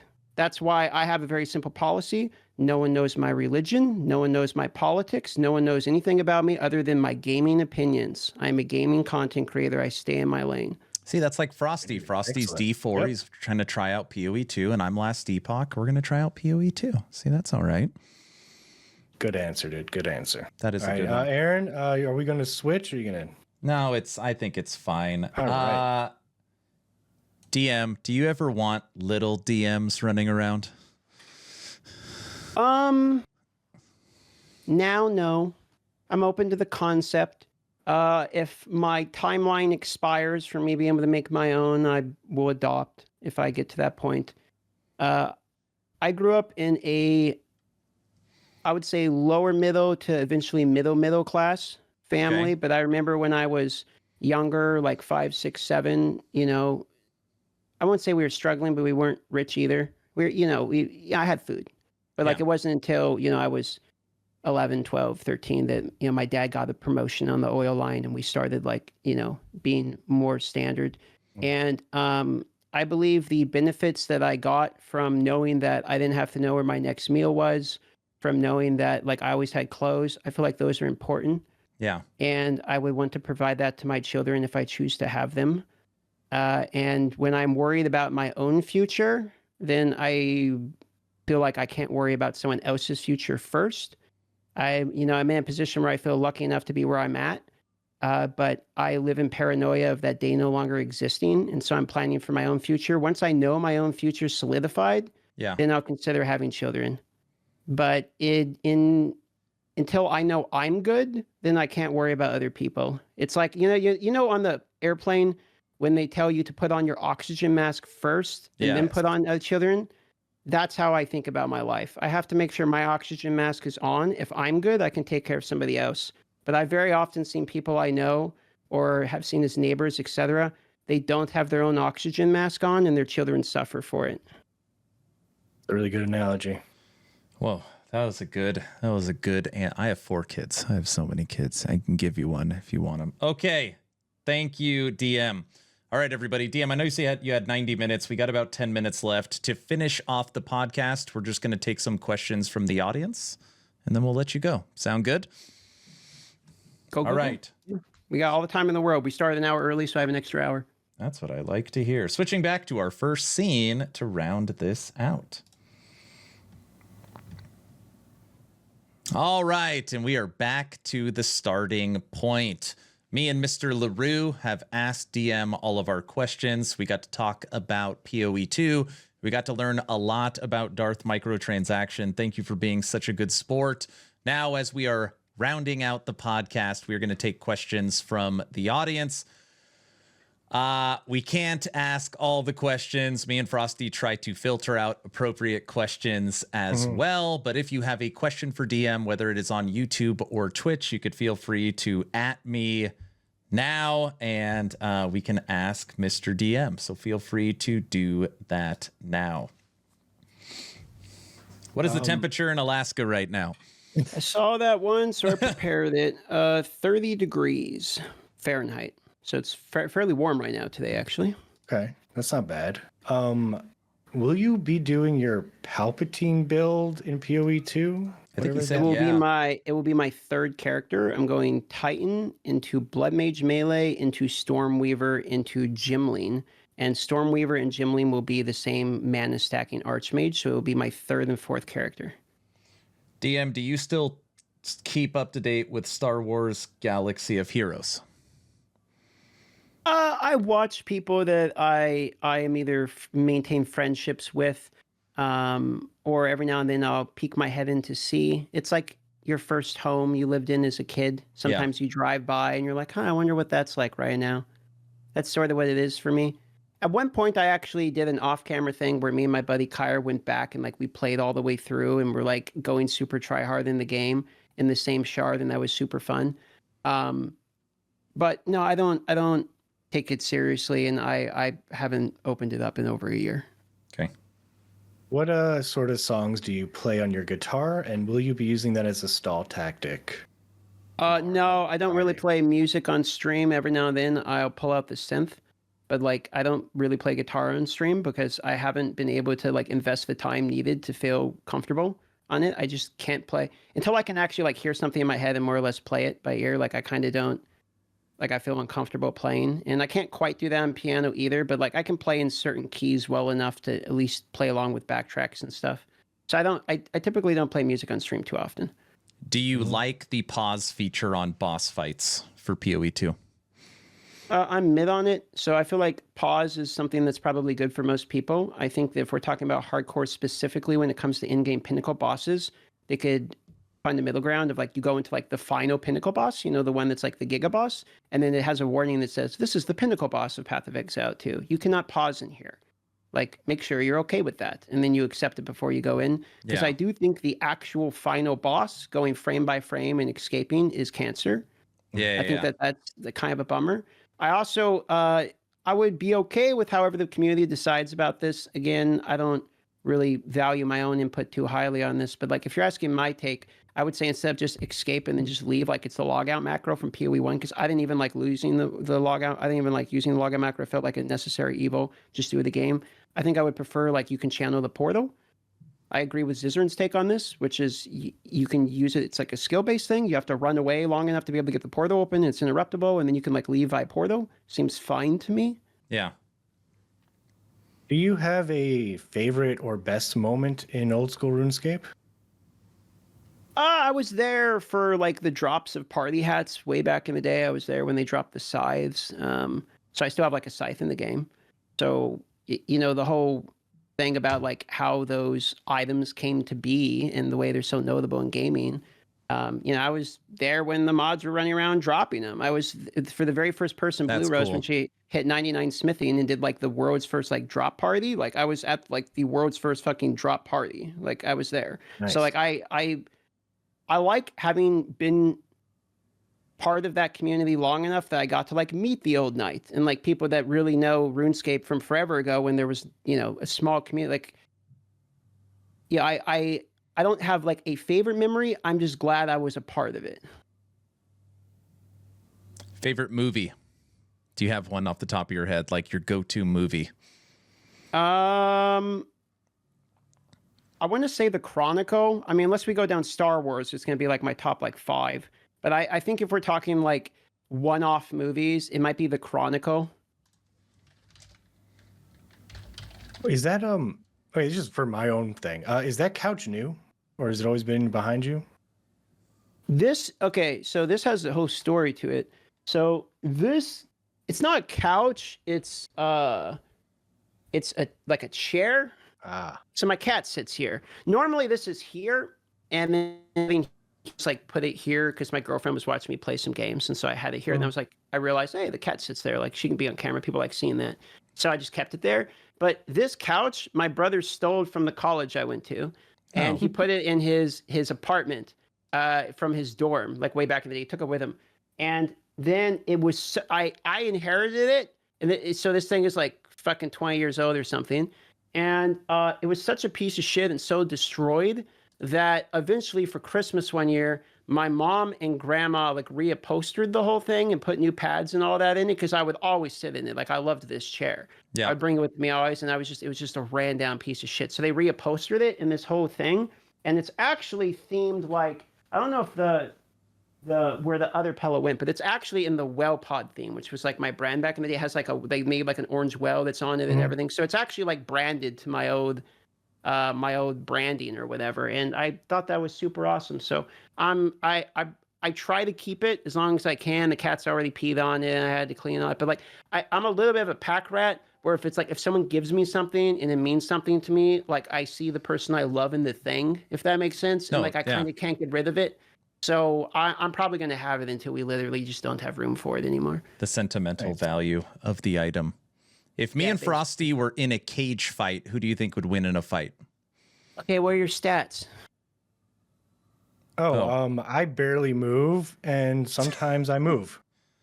Okay, so barely move and sometimes move. What's your arm reach? Like, can I get a wingspan here? Oh yeah, Aaron, how tall are you? I'm 5'10". Okay. Oh shit, I'm 5'10" also. I'm 5'10", 205. All right, weight class is fairly similar.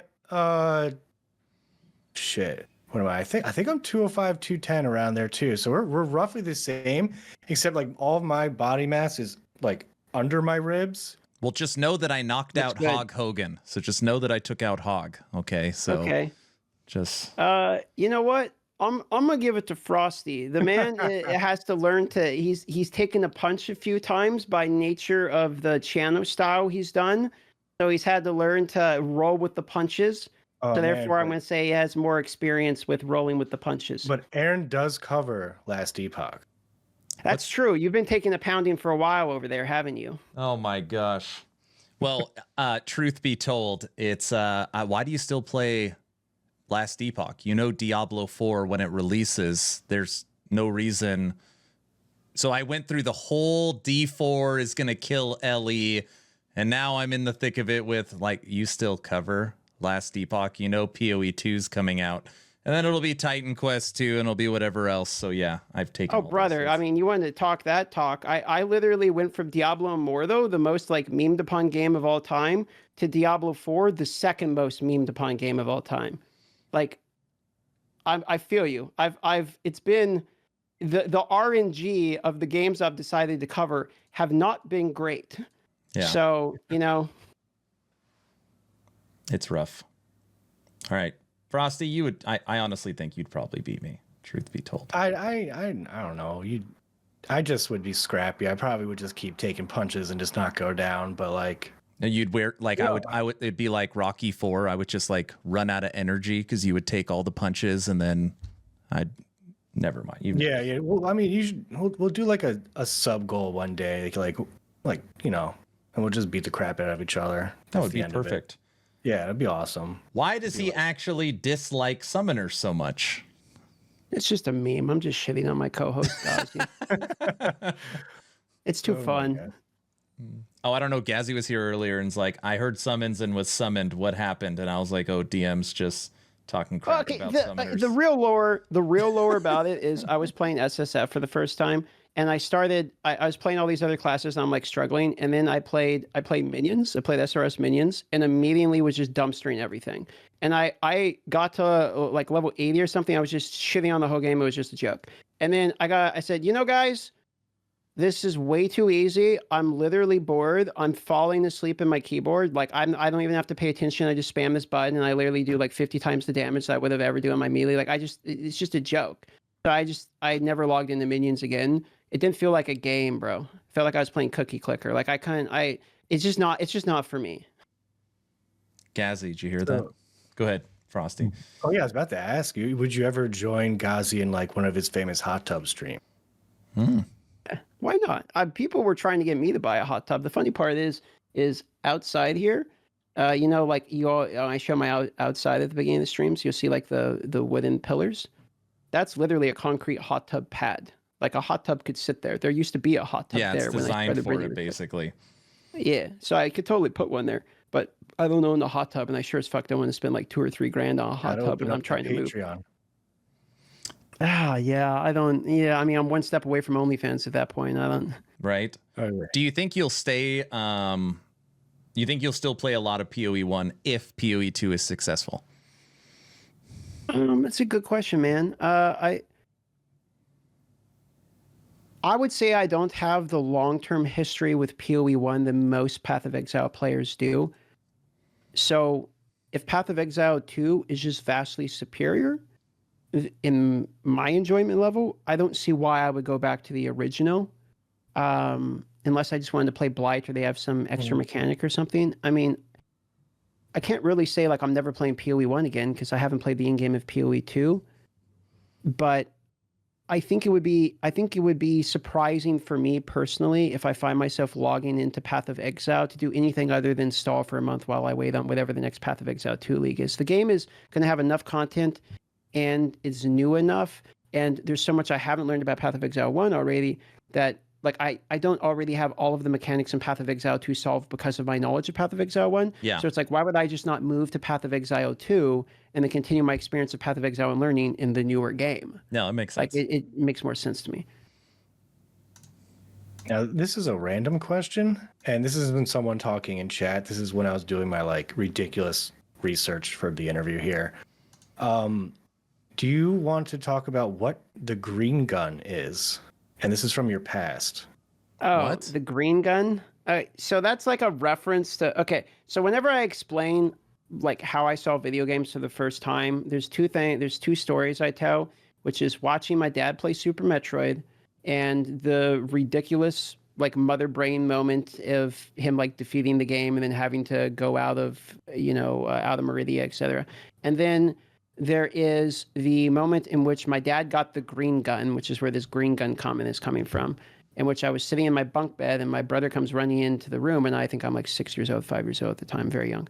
And he's like, Dad just got the green gun, which was like the number 4 button on Descent, which is the plasma cannon. And I knew what that meant. So I go like running out there and I'm watching my dad, and he's like shooting down robots in Descent. It's a game by Interplay back in the day.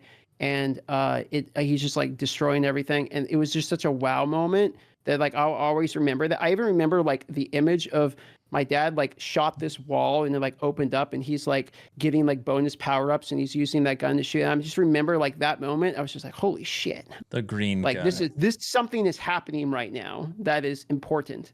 was basically how my brain was going. That's awesome. Pretty cool. You don't have to elaborate on it, but not checking out D4 Season 7, is that right now I am focused on POE, or is it you're waiting for more on that other side? So a serious answer is like D4 doesn't have to be bad for PoE 2 to be good. Yeah, of course. So I have played Path of Exile 2 3 times. I have flown on unpaid trips to play the game because I think it's good, and I am aware that I will not only enjoy this game, but will be making content on it. Yeah. Like I am all in on Path of Exile 2, because if I had played it and I thought it felt like dog shit, I would not be hyping it up. So for that reason, I don't see why I would play the 7th season of a game that has been dunked on for a year and a half when I can play the first season of a game, or prepare for the first season of a game that is unanimously getting circle jerked.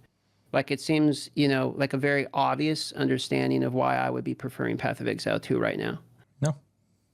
Speaking of being like super hyped, and I think you both maybe have been feeling this for the past like week or two, or definitely you DM. Are you just so hyped for PoE 2 that like you just can't even really play any other games? You just gotta wait for PoE 2? Is it you finding it hard?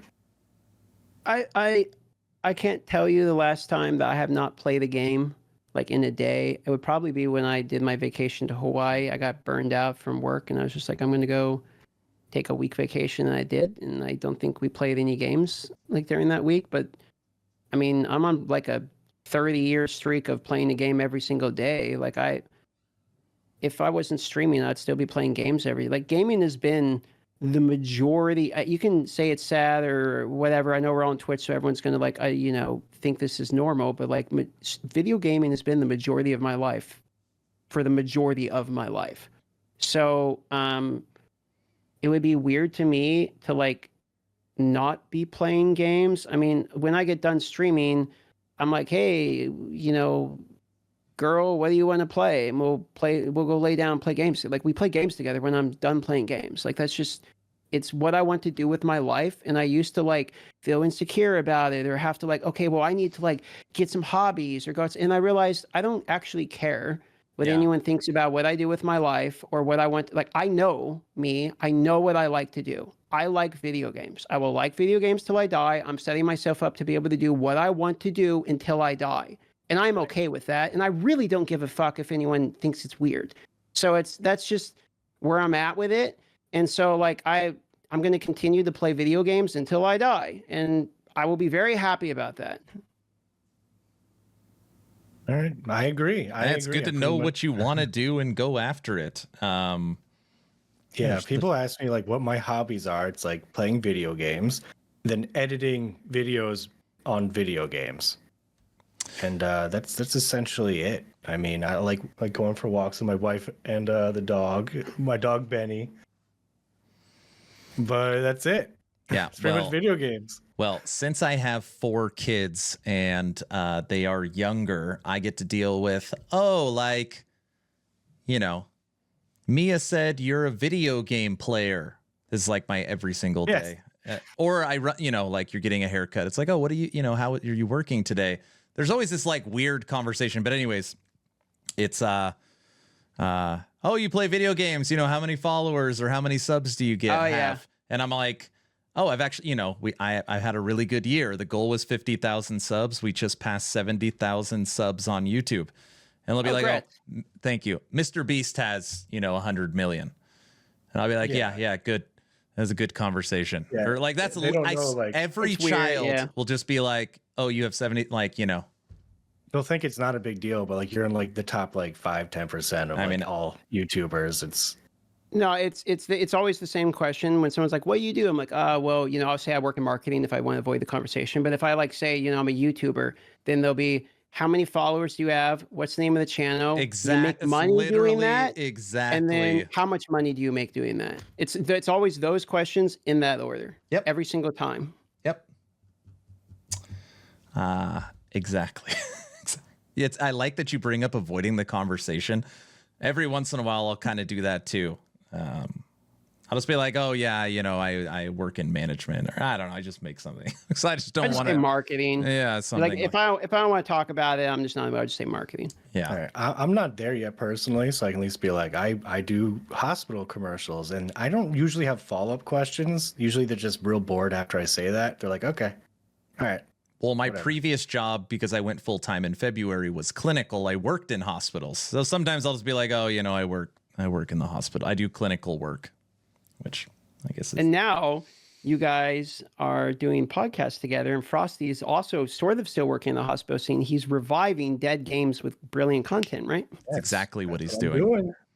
That's what I'm doing. I mean, look, if the game does great, I'll have some good content because everyone's watching it and they're hyped. And if a game's fallen and not doing good, I'll have good content because people aren't playing and they want to watch the memes.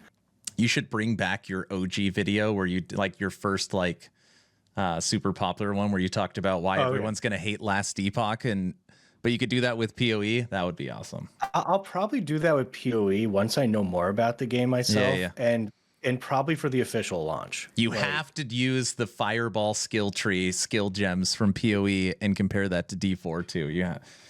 Yeah. My favorite part of the D4 videos was always like when you're doing B-roll, it's like super obvious. You just like click all of the things. You're like maxing everything out very, very, very slowly. It's like that. I don't know why, but that shit cracks me up every time, dude. I was already starting to think of like, what can I do for POE? And I was just thinking like, when I'm talking about just being like a super Giga Chad POE player, like I'll just be walking into Hillock on the beach and just like not move around at all and just face tanking it and just dying. Because like everyone knows like, you have to, like, strafing and like missing all the moves and not turning. Yeah. DM, I don't want to like the same kind of question keeps popping up over and over to them. Like DM, does DM have a contract? Does DM have a contract with Blizzard? Is he not a DM or a Blizzard partner? What would Blizzard have to do to bring you back to the game? Just there's a lot of questions around that kind of stuff. Like, I mean, I play D4. I still play D4. I play whatever I want when I want to play it. The hashtag Diablo partner thing, look at my videos. It's not there. The reason hashtag Diablo partner is a thing is because if you're in the Diablo partner program, which there's like, I think 200 people or something at this point across all games, like all of them, then what you can do is you can put hashtag Diablo partner in your video. You can submit it in the Discord and be like, I made a video about it. And they'll add like a point.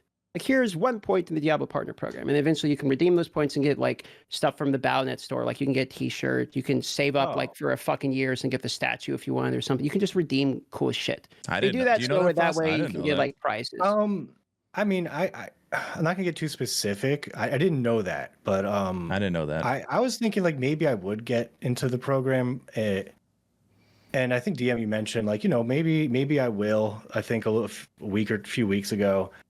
And, you know, I was like, okay, I don't know how this happens. I barely go on Twitter, and I'm not going to name any names here, but I went on Twitter for like the first time in like since like 3 months. And I get a message, actually, a missed message from someone that works in Diablo's realm. And I'm like, oh shit, what is this? And he's like, hey, add me on Discord.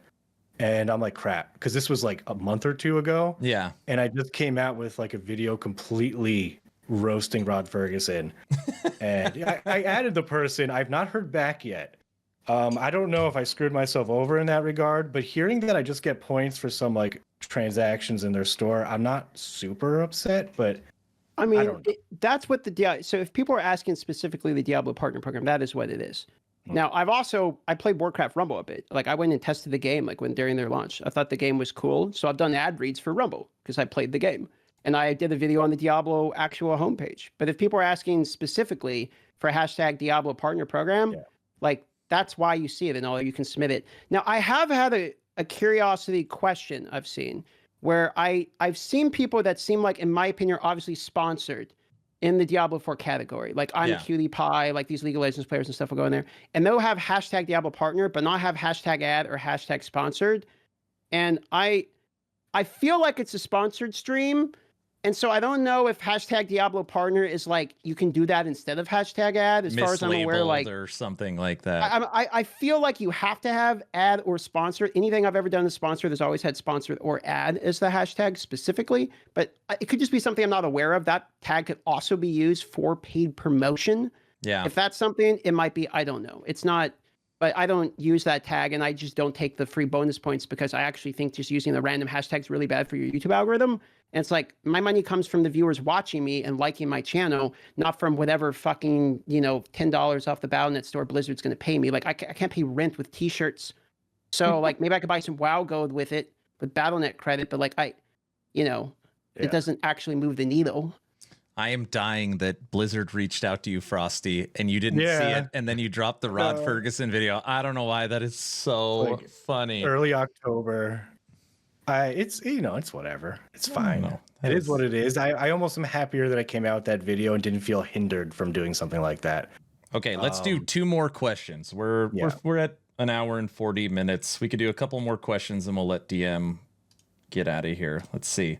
Dude, there's been so many questions. I'm trying to. We're good, bro. I have like still another, I want to say 30 minutes or more to my meeting. Right. So you got plenty of time. My question is, do you ever get like, I don't know, this is a real general question. Do you ever just get like really nervous about certain situations, like a social situation? You have to talk to someone in particular, like, does that ever happen to you, or you just kind of like just chill and like don't really get nervous? I mean, like I get anxiety, if that's what you're wondering. Like, are you talking about related to content creation, or do you mean in terms of content creation? More content creation, but also let's just say like someone reaches out and they like they want to sponsor you or something. You have to talk to like someone on their team, like that might make you anxious. Yeah, I get anxiety related to big changes just in general in life. So like I have some hard decisions I'm trying to make right now related to my own, career, whatever the fuck you want to call it. And those give me anxiety because even though I know sometimes with the right choices, change is still hard for me personally. I also sometimes get anxiety when I'm talking to someone like I really like their content and I haven't met them yet. Sometimes I'll be like a little bit nervous because to me they're like a legend or something. Like I felt this way with Crip. I have watched Crip for many years, and I thought he's an absolute legend. I watch his Hearthstone content mostly. You'd think it'd be his Diablo, but I mostly watch his Hearthstone stuff. And so, like, I got an interview with him, and I was very nervous, because I respect the hell out of the Crip. And so, I've had those moments as well. I would say, like, my first Jonathan interview was like I was pretty nervous. This is part of the reason I'm not doing like my subathon is I actually get like anxiety from being on camera all the time. Like if I'm doing my normal stream, I don't really have any anxiety. Like I'm just having a good time. Like I'm having fun. I'm probably like 20% more hype than I normally am in person because I'm trying to be entertaining. But like I won't, I don't actually like get nervous about that. It used to be like I would, get 100 viewers and I'm like, I'm really fucking nervous. And 5 I'm really nervous. It's like, and then eventually it just kind of like boils away and it's just, you're just being yourself mostly, maybe a little bit more excited, but basically yourself. And now anxiety isn't as prevalent, but it still arises in situations I'm not used to. I got a little anxious before this interview, I will say. I got a little anxious. Really not because of me. Yeah, it was a little bit. You ever hear of nervous poops? That's what I got. I was gonna say we've interacted so many times. I don't know how the hell you can. I knew the moment I was in the interview I'd be fine. It's just like the leading up to it is just like, damn, like that's what I hate. I was a little nervous when I went on Tavern Talk with Ghazzy and DM. It's nerve wracking. I'm not gonna lie, that's weird for me to hear because it's like being the guy on the other side. Like I never really think like I'm making someone else nervous. Like I'm a fucking buffoon, dude. Like I'm a mega clown. So like I don't understand. I was nervous in Quinn interview, but that's because I had 11,000 degenerates just waiting to call you all kinds of names in the chat. Right. You know what I mean? But it's like, no, bro. Yeah, I don't. That's a little weird to hear, to be honest. So I was gonna ask you off camera, but I guess it doesn't really matter at this point. You have an editor for your YouTube videos. Is that correct? Yeah, he's not recent, but yeah, I do have an editor. Has that so that wasn't, I thought you were looking for an editor recently and you've just. I've worked with other editors. Everyone's dog shit compared to Jim. Jim is awesome. There is one good editor, and his name is Jim Tindo, and the man, he's a full-time editor professionally. I think he's like either a partial owner or like a mega player in like an actual editing company. And so I've tried working with other people. It's like I would pay whatever I could to get a good editor. I wouldn't care. But the reality is like Jim is the GOAT. Got it. And so I take whatever I can get from his time available, because I don't think there's a better man on the planet. Like, I legitimately think he knows my style exactly. I've been working with him years. He's phenomenal at what he does. And, I feel lucky to have him like as an editor when he's available. Someone in chat says he runs Asmongold's Clips channel. Interesting. Jim. Jim does not. Oh, he does not? Yeah, I didn't No? think He does not. Oh, okay. Yeah. His oh my God, his videos with the POE 2 content in the past like few weeks have been like next level. Oh, I'm sorry. works- Somebody he said works- the GOAT editor is the one that does Asmongold's Clips. I'm sorry. Yeah, he's talking about Cat Danny. So, Jim works like his full normal editing job, and then he comes home and then he downloads the entire VOD, watches it, condenses it to 33 minutes by staying up to like 2 a.m. That's what Frosty does. Yeah. So you understand. I've talked with Jim a little bit before. Like I get what he does. I respect it. He's great. A lot of people in chat are asking about the giveaway. Once the podcast is done, we do the post show where we just talk about the stream. So once we're done, we will draw the POE 2 key. Just FYI. I said I'd give away a POE 2 key if servers were fine because I just didn't want to give away anything. You're gonna give come away to your my key? channel if you don't want to have any keys be given to you.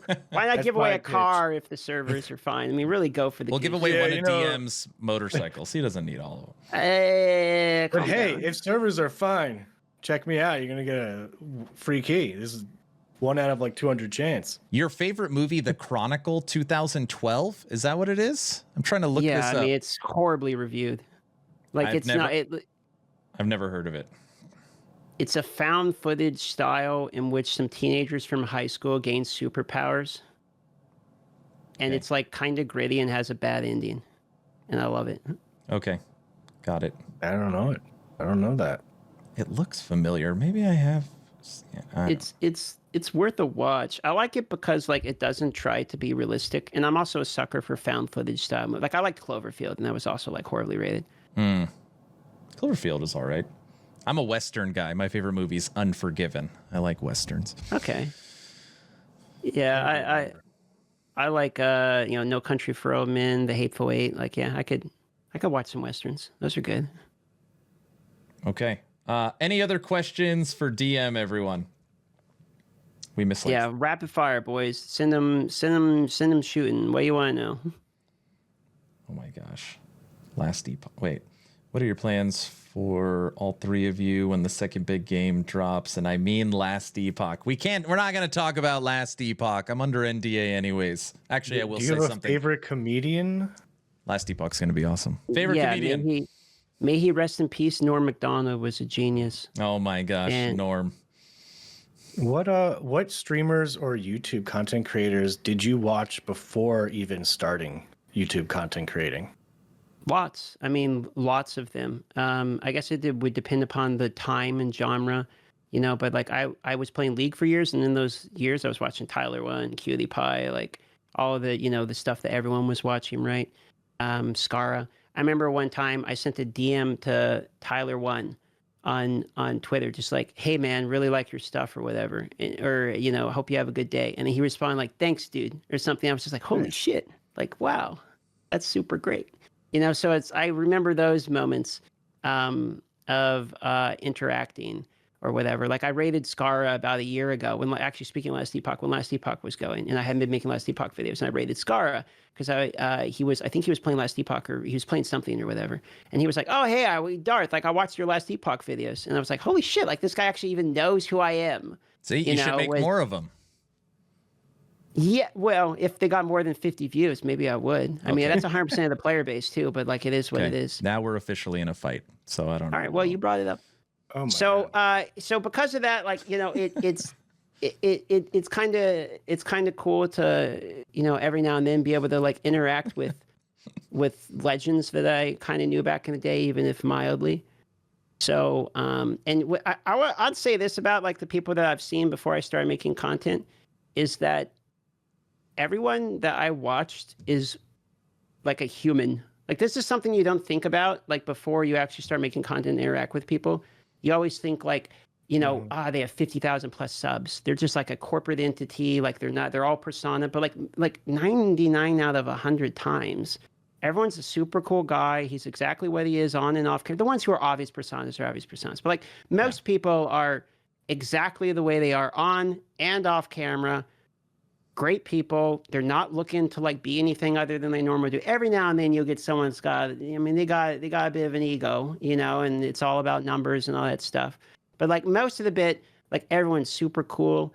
And you know, it wasn't until I started interacting with like other YouTubers that I really just realized like, you know what, people are like, it's just people with cameras like covering games, and they happen to get a following because people are like-minded, and it's really not like it's really not this big thing that you think it is, you know, where no one's a superstar. Everyone's just a dude, you know. I promise this will be the only question around it. Is there any chance there would be a goal that would do anything to your hair? No, so like I don't really fuck with the hair because like, okay, you know what? I'll tell you the story. Okay, here we go. So there's a reason I have long hair. Okay, it's not the brand, it's not the image, it's not for recognizable. There was a time in my life where I was, how to put this? There was a time in my life where I felt like I was making decisions not based upon what I wanted to do, but based upon what I felt I either needed to do or I felt was required of me. Okay. And there came a point in my life where I had enough personal stress going on for like health-related reasons and other things, where I basically had to make a choice where I was going to be unhealthy and die, or I was going to like choose to kind of like push through, basically. Okay. And at that point, there was a moment where I kind of just was like almost angry, where I was just like, fuck this. Like I'm like, I want everything to be good. Like I want to live the way I want to live. I'm sick of caring about what anyone else says. And it was like, I wanted long hair. I always did, but like, I always thought like short hair was like what the dudes do, but I always wanted long. So I'm just like, I'm always going to grow my hair.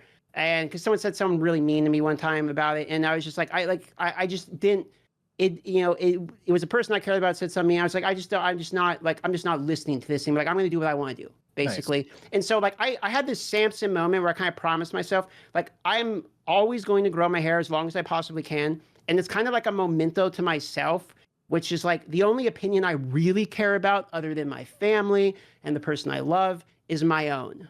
You know what I mean? Where it's kind of like, it's not an ego thing. It's not a narcissistic thing. It's just like, I'm not going to live my life to satisfy other people. And like, I'm going to do what I want long hair is what you've always wanted it. Yeah. So like, I know it's like, I don't try to explain the story because I don't think people are going to understand, but it's like getting a tattoo that means something to you. It's like wearing a watch that your dad gave you before he died. Like, it's like a thing for me. And it will always be a thing for me. And like, it's now people in chat saying that kind of is what it is. People in chat are saying they're going to start growing out their hair. They loved your story. I mean, I can completely understand that. Yeah. And I myself had long hair, not as long as yours, but it was like to my shoulder. And I did the whole like emo thing with I had a lip ring, hair off to the side. And, that all kind of went away for me when it was like, I had to find a corporate job basically. And it was just like, damn, I think I need to get rid of this. And then I just did. And then it was like, all right, I'll just keep it. Like, I'll get rid of the lip ring. I'll stay how I am, whatever. But I liked it. And I ended up changing. And I was just like, and then I started to grow my hair out kind of a little bit, but it doesn't, I let it go a little crazy and then I cut it back. But, just do what you want to do. And once you have, I guess, unless you have to do it for like, I guess, work or something, or like if your significant other is just like, I fucking hate that, get rid of that shit, I don't like how that looks, then just do what you want. That's basically where I'm at. My wife will be like, it's time to shave. And I'll be like, yes, ma'am. And I just go and shave it. I've had relationships that say the same thing. Like, oh, I think you look great with short hair. And it's like, oh, that's cool. Yeah. It's like, moving on. Like, yeah. Okay. Do you have any pictures of you with short hair? Yeah. Yeah. Yeah, I do. Hold on. Let me see. Okay, in order to be able to find this image for you, you're gonna have to give me a moment because I have to dig into my old YouTube videos from way back in the day, and I'll screenshot it for you. And I've showed it before, so you can pull it up if you want. It's not like a secret or anything. Okay. Give me a moment here. And then after that, we'll watch Ghazzy's music video. Have you seen that, DM? Ghazzy has a YouTube video. His music video. Yeah, music. Have you seen that? When did this come out? No, I didn't. Did this happen recently? No. Never. Yeah, maybe. Actually, never mind. Maybe another time. Ghazzy in chat. Oh God, no. I don't know where that link is. This is 8 years ago. Ah, yes. This is right around the time I started growing my hair. I would have been 24. Oh, it's in the chat. Hold on, I can do this. 1 second. I'm grabbing the picture. 1 second. Hey, EMP, do you have a link to Ghazzy's band you could send me on Discord? You know what EMP, you know what I'm talking about. Hold on, everyone. I'm grabbing DM's picture real quick.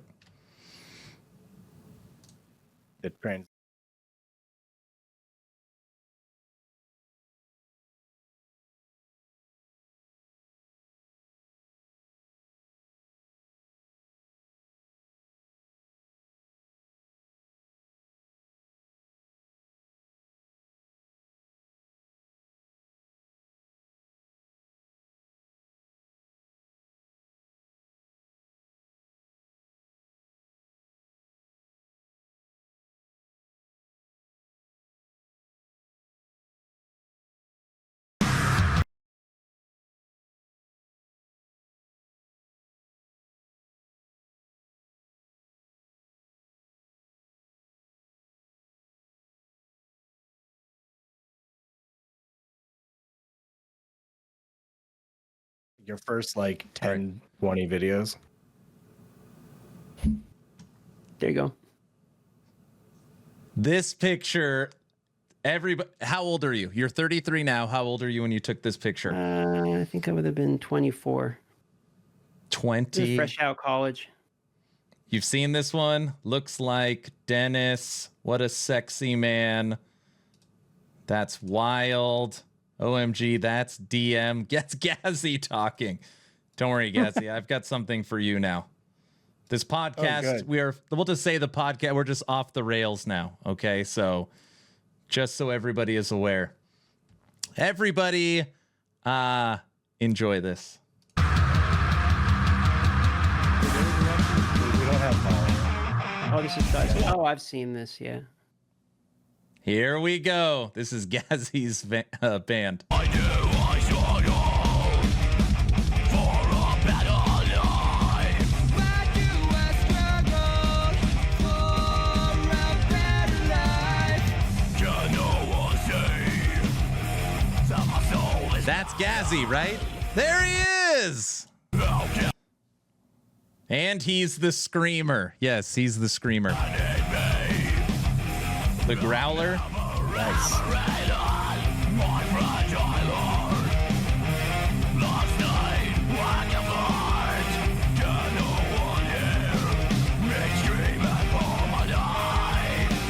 Where is he? There he is. Look at that. He looked good like that, to be honest. Yeah. Yeah? Yeah, I think he fit that pretty well. Oh, it's perfect. It is absolutely perfect. I love the music. It's a banger. Ghazzy's putting a heart out. Look at that. And now he's got his French maid outfit in the jacuzzi. Oh my God. You know, talk about the transition. Yeah. I got that video, but I don't think I can pop it up easily. Hey, Ghazzy, how old were you in this? What age is this?